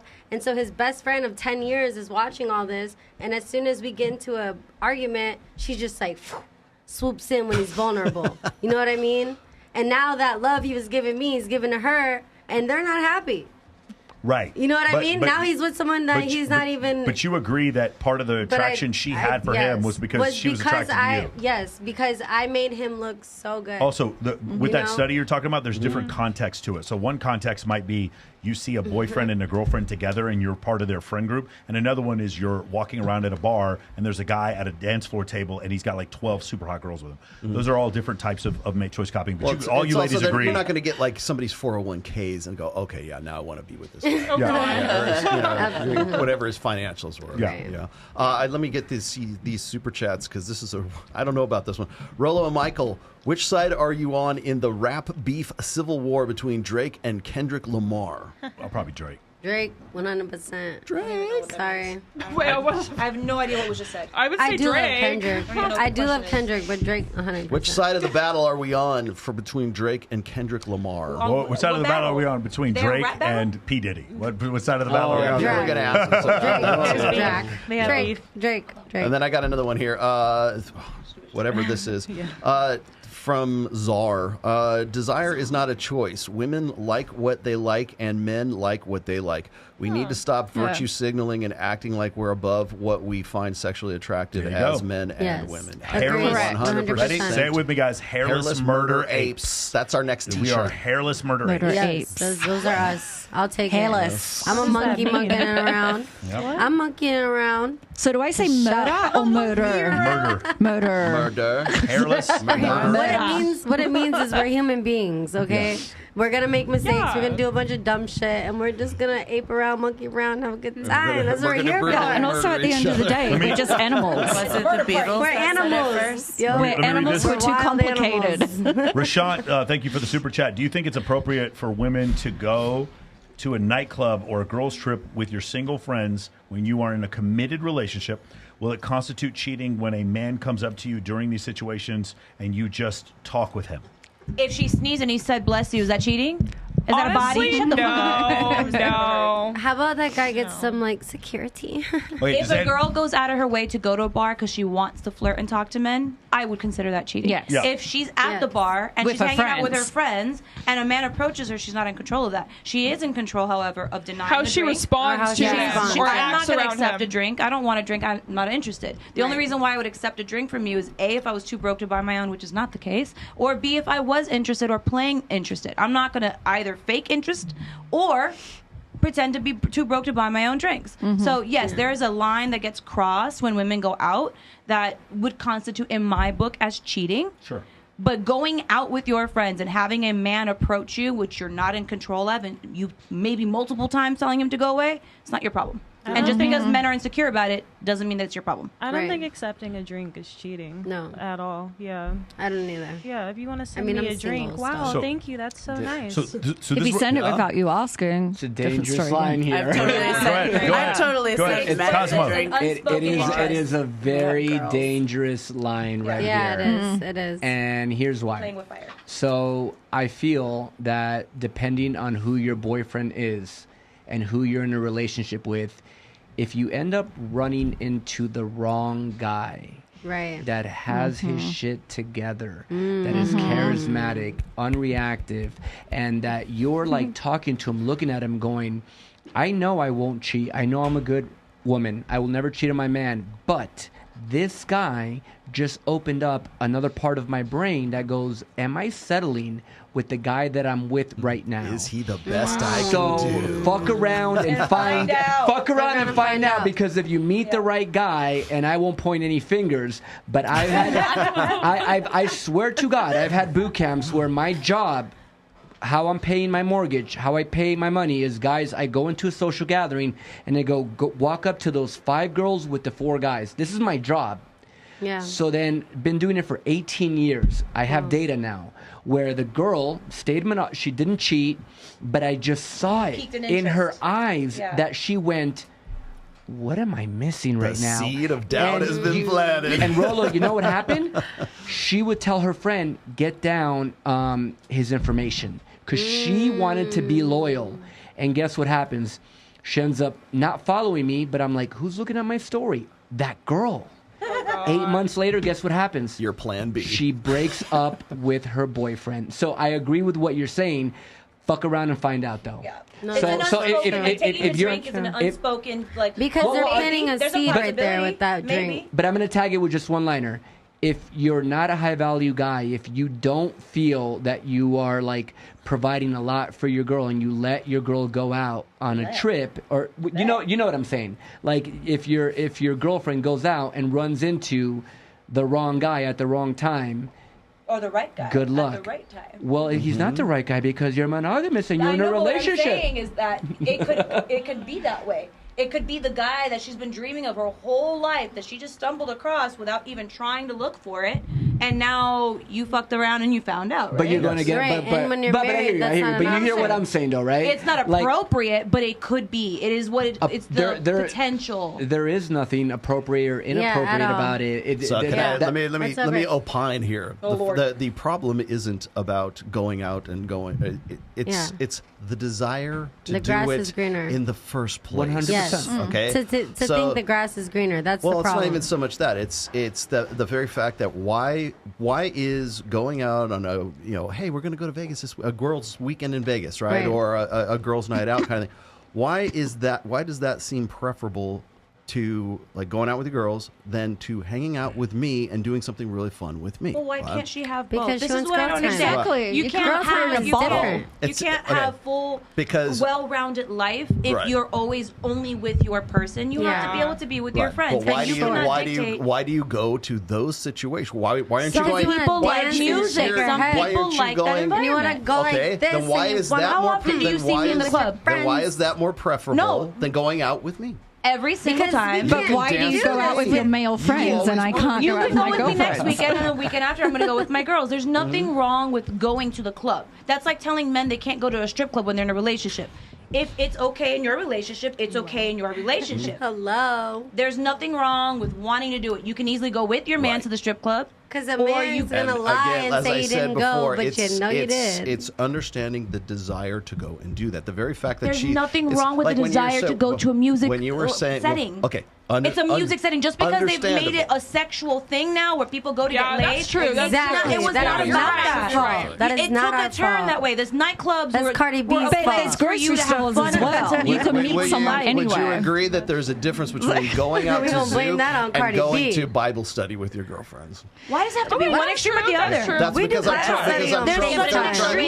trying to point out that there's of how you go to that exactly. club. Because like if you go to that, for instance, if it's a girls trip, you go to that club and you pay for your table and you pay Right. for your drinks or your bottles. That's you having fun with your friends. Right, But that's if you go exactly to what I that said to club her. to Right. talk to the promoter to get the Right. free table with the guys because they want the attractive girls, and Right. you let it slide because well, I'm not cheating, I don't wanna but pay I for just want anything. free stuff. Yeah. Then Yes. it gets into that like That's when it gets weird. kind of iffy. It Again, gets the really nightclub iffy. is not the issue because a girl can easily have zero. I don't drink when I go out. One of my best friends in the whole entire world is a top DJ, and I go every single time he's in town. I go and I hang out with him. You And support him. Ask Michael every time he sees me on stage. What am I doing? Just hanging out with your boyfriend. Standing there, or my husband's with me. Either my husband's standing right next to me, or I'm standing by myself like this, waiting for his set to end because I'm a supportive friend. And it's like I can go to the club. Wow, his sets It are does- awesome. His sets are awesome. His sets are awesome. It's still my Dead Absolutely. Mouse. His sets are great. Yeah, if I he love was that. playing tonight, I would take all of you to go see Dead Yes. Mouse. Yes. Yeah. He'll be back on the 12th. Yes. But my point is the Well, nightclub setting is not the problem. I it's the think- intent of the person going to the Intent. nightclub. Right. Absolutely. It's all Comes down to intention. intent. It has nothing. If I say 100%. I want to go to the nightclub, if my intent is just to go hang out or to see my friend play or to be with my girls, that is the only thing that matters. It shouldn't be that, oh, she went to a nightclub, she's a hoe, she's Where a you- 3 or 4, where she's you- Looking for a man. Yeah, I'm not like, good oh, enough. shit, here oh, she she goes. needs Like, bottles no. with somebody I don't else. even drink. But you just said a minute ago, responding to Kozmoe there, that you might meet the guy And who that's the I was risk you drunk, run. he was no, no, cute, no, no, I no. wanted to let That's you not know. what I said. What I Walking said the is dog. accepting the drinks. I told her very clearly, I think crossing the line is accepting drinks. I won't even accept a drink from a man. I won't engage in conversation with a man because I don't want him to think he has a chance. And I don't want to disrespect my relationship. The moment girls are like, "Oh, I don't mind taking a drink," I don't know. That's when you start playing with fire, and that's what he was talking about. Where you never know when you start engaging in conversation, and this guy sparks something in you, and all of a sudden now you fucked around and you found the fuck out. Yeah. I'm not Can doing I say that something? shit. Because you know what's true? Is that when a man comes to you and they want to buy you a drink, they're planting some sort of seed with They're you. telling you what their intent is. So So you're accepting their intent. if you have a man at home and you and you accept this drink from this man instead of buying your own, and then next thing you know, you got something in there. Yeah, that's next wrong. thing you know what I mean? And Just that's how so shit like that happens. it is in it is Vegas. one of these weird situations. So I've asked my guys in my program to stop rating women by their physical attractiveness and start rating them by the level of stimulus they receive. Amen. Meaning, if you grab a girl who's a 10 That's good. and she's just like, hey, listen, I'm working to become a surgical nurse. I'm going to school the whole time. I don't really go out that much or whatever, but she's still fantastically Validate beautiful. that, yeah. Versus a woman who might be a 6 who uses FaceApp and Facetune on her Instagram and then takes regular trips to Dubai. Yeah. The girl who's a 6 is more difficult to deal with, period, even though she's less attractive. So I started realizing it's the amount of stimulus you receive. It's also the amount of stimulus you want. She may, I'm going to go to see Thunder from Down Under and not cheat on you. Why do you need that level of stimulus? That's the question that you have to ask yourself. Because here's the thing. human beings, this is something you learn if you guys ever go to any kind of intelligence training or they go to any kind of like SEER school or whatever. Everybody breaks. No matter how, everyone, if they put you under torture, you will break. And if you take the bet, and you've seen this yourself with cocktail servers who've moved to the city and they leave their fucking husbands and they start fucking the busser or some rich dude who buys them stuff. But it's not because it was, you know what it was though? It was chip away. It was chip away. Every day there was a guy taller, better looking, smarter, and fucking funnier and richer than their man. Every day they saw that. And after a while, you have to ask yourself, one more time, how much stimulus is she constantly receiving every day? Men screw themselves up with stimulus. What is that called? It's pornography. It causes men under the age of 18 to have erectile dysfunction. Women have the excessive levels of stimulus that they receive too. But if it's so much stimulus, then your man cannot compare. 80% of men on dating apps are deemed unattractive. And before social media, you can go back in my time. I'm 40 years old. When the pickup artist came out, you not to rate women, but like you see like a 9 or a 10. She's like in Arkansas. We're doing a boot camp. She's working at 7-Eleven. But she has no idea. What was it back there? MySpace, I think? Yeah. And she has Absolutely, no idea. And now, like what Mike is saying is true. I'm not trying to like belittle women, but there's women that think they're from a 1 to a 10, a 14, because they're being DM'd 40, 50 times, come to Dubai, come to, come here, come there.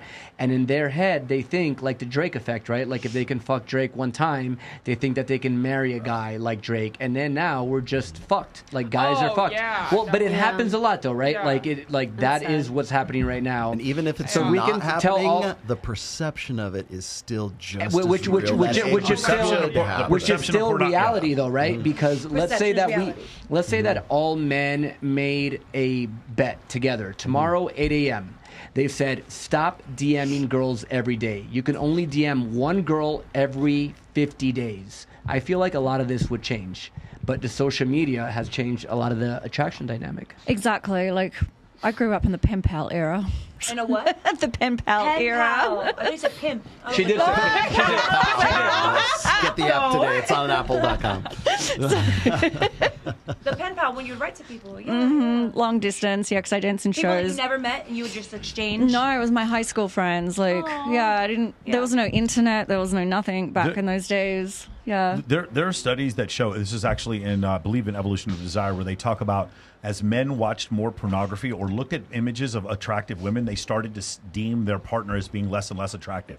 Yeah. The same thing happens for women, guys. It Yeah. does. And like your partner doesn't do anything wrong, but you are Right. just constantly comparing him. And because of Dunbar's number, which is anthropologically or like historically, humans were in tribes of about 115 to 150 people. You're not in a tribe of 150 people. There's going to be 60, 70,000 people watching this show right now. And so when you come to that realization, like you have access to infinite levels of people and you don't recognize. So now you start to stratify for that top 1%. Things become unrealistic and you're all trying to chase Chad and Tyrone. And then it becomes a fucking problem. Well, Mike, you know what it is though. When you do that, then you start finding value in real, authentic, genuine people. Of course, Mike. You know Mike, what I mean? what's the solution?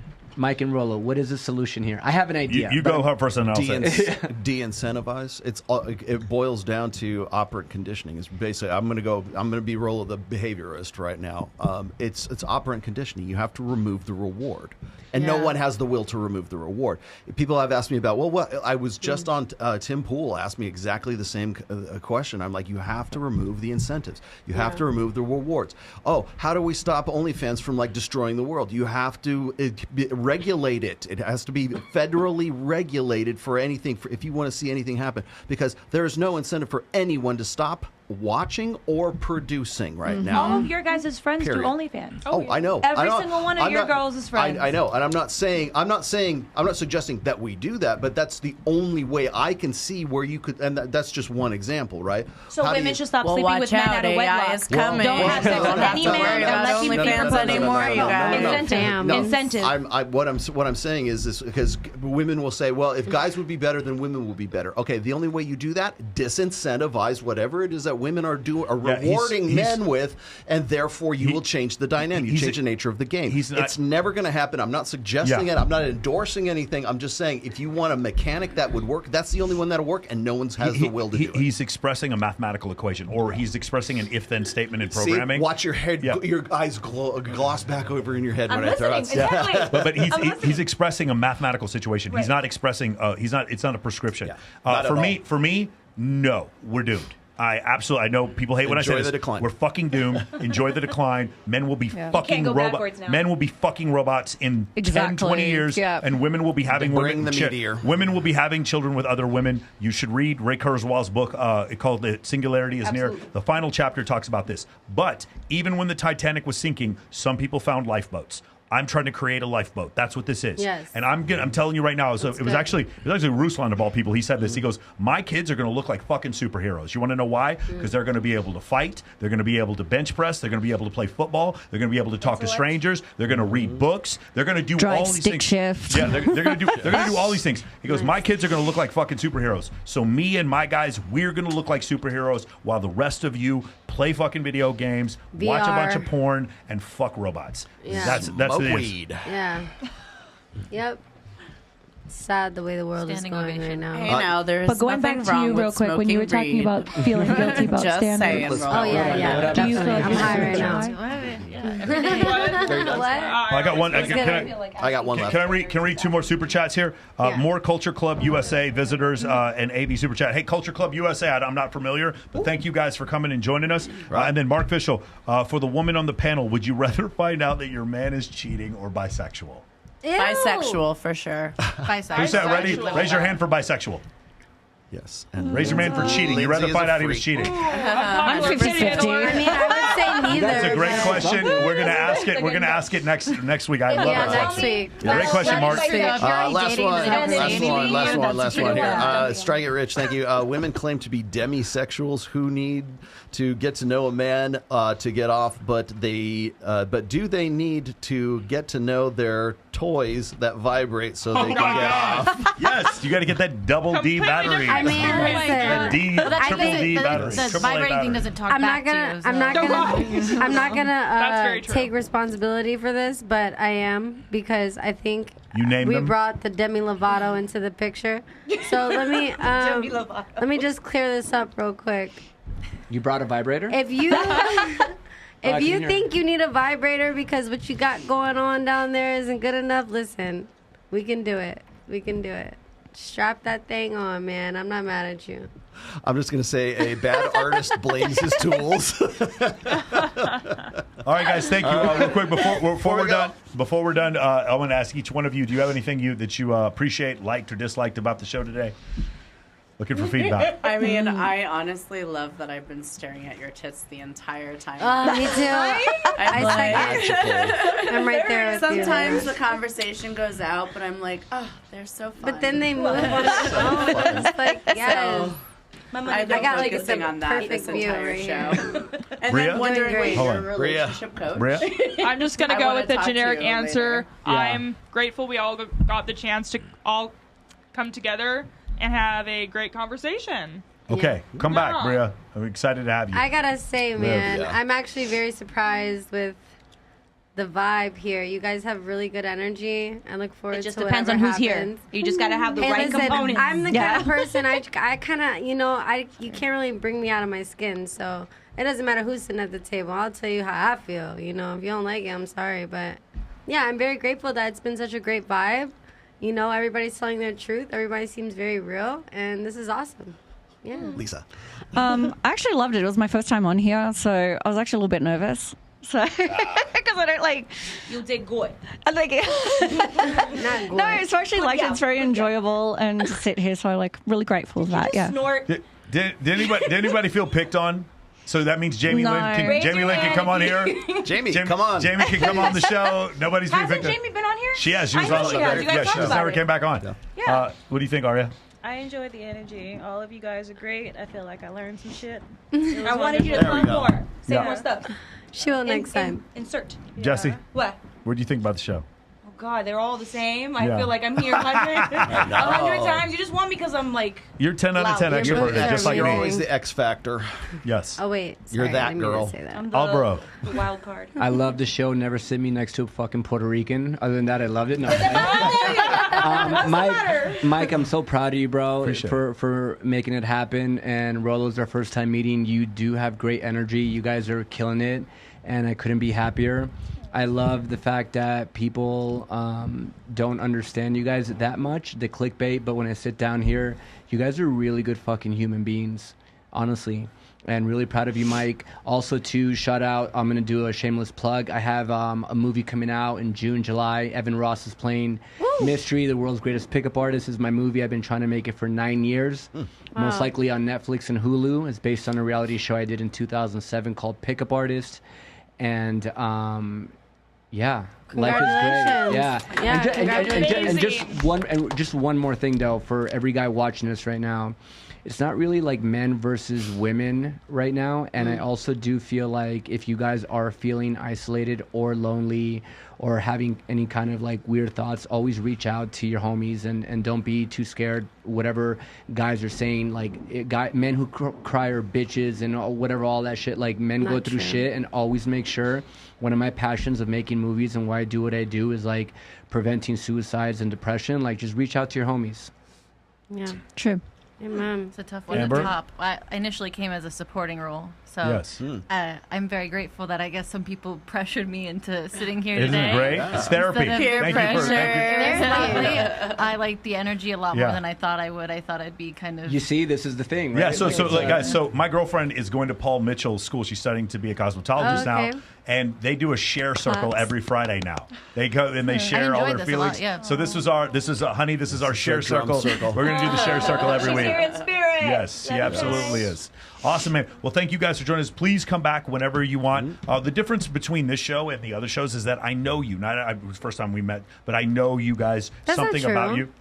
Whenever I did that thing with the dating thing with the feet and stuff. Oh, that's right. Holy shit. Okay, Yeah, that's the right. thing. My bad. Yeah, I did that. But what I try to do a little bit different with the show is that I like with the other shows, whether it's whatever Fresh and Fit or whatever Purple Pill or No Fugazi, is that they don't really know the girls that are on the show, and I try to know because Let me go on that one. Yes, I want to. Yes, I want to provide a little bit more context in the conversation rather than to be so acrimonious. So that's something we're trying to provide that's a little different. Awesome. So anyway, It's a different kind of show, man. Yes. Anything else? Yes, I was just on Tim Pool.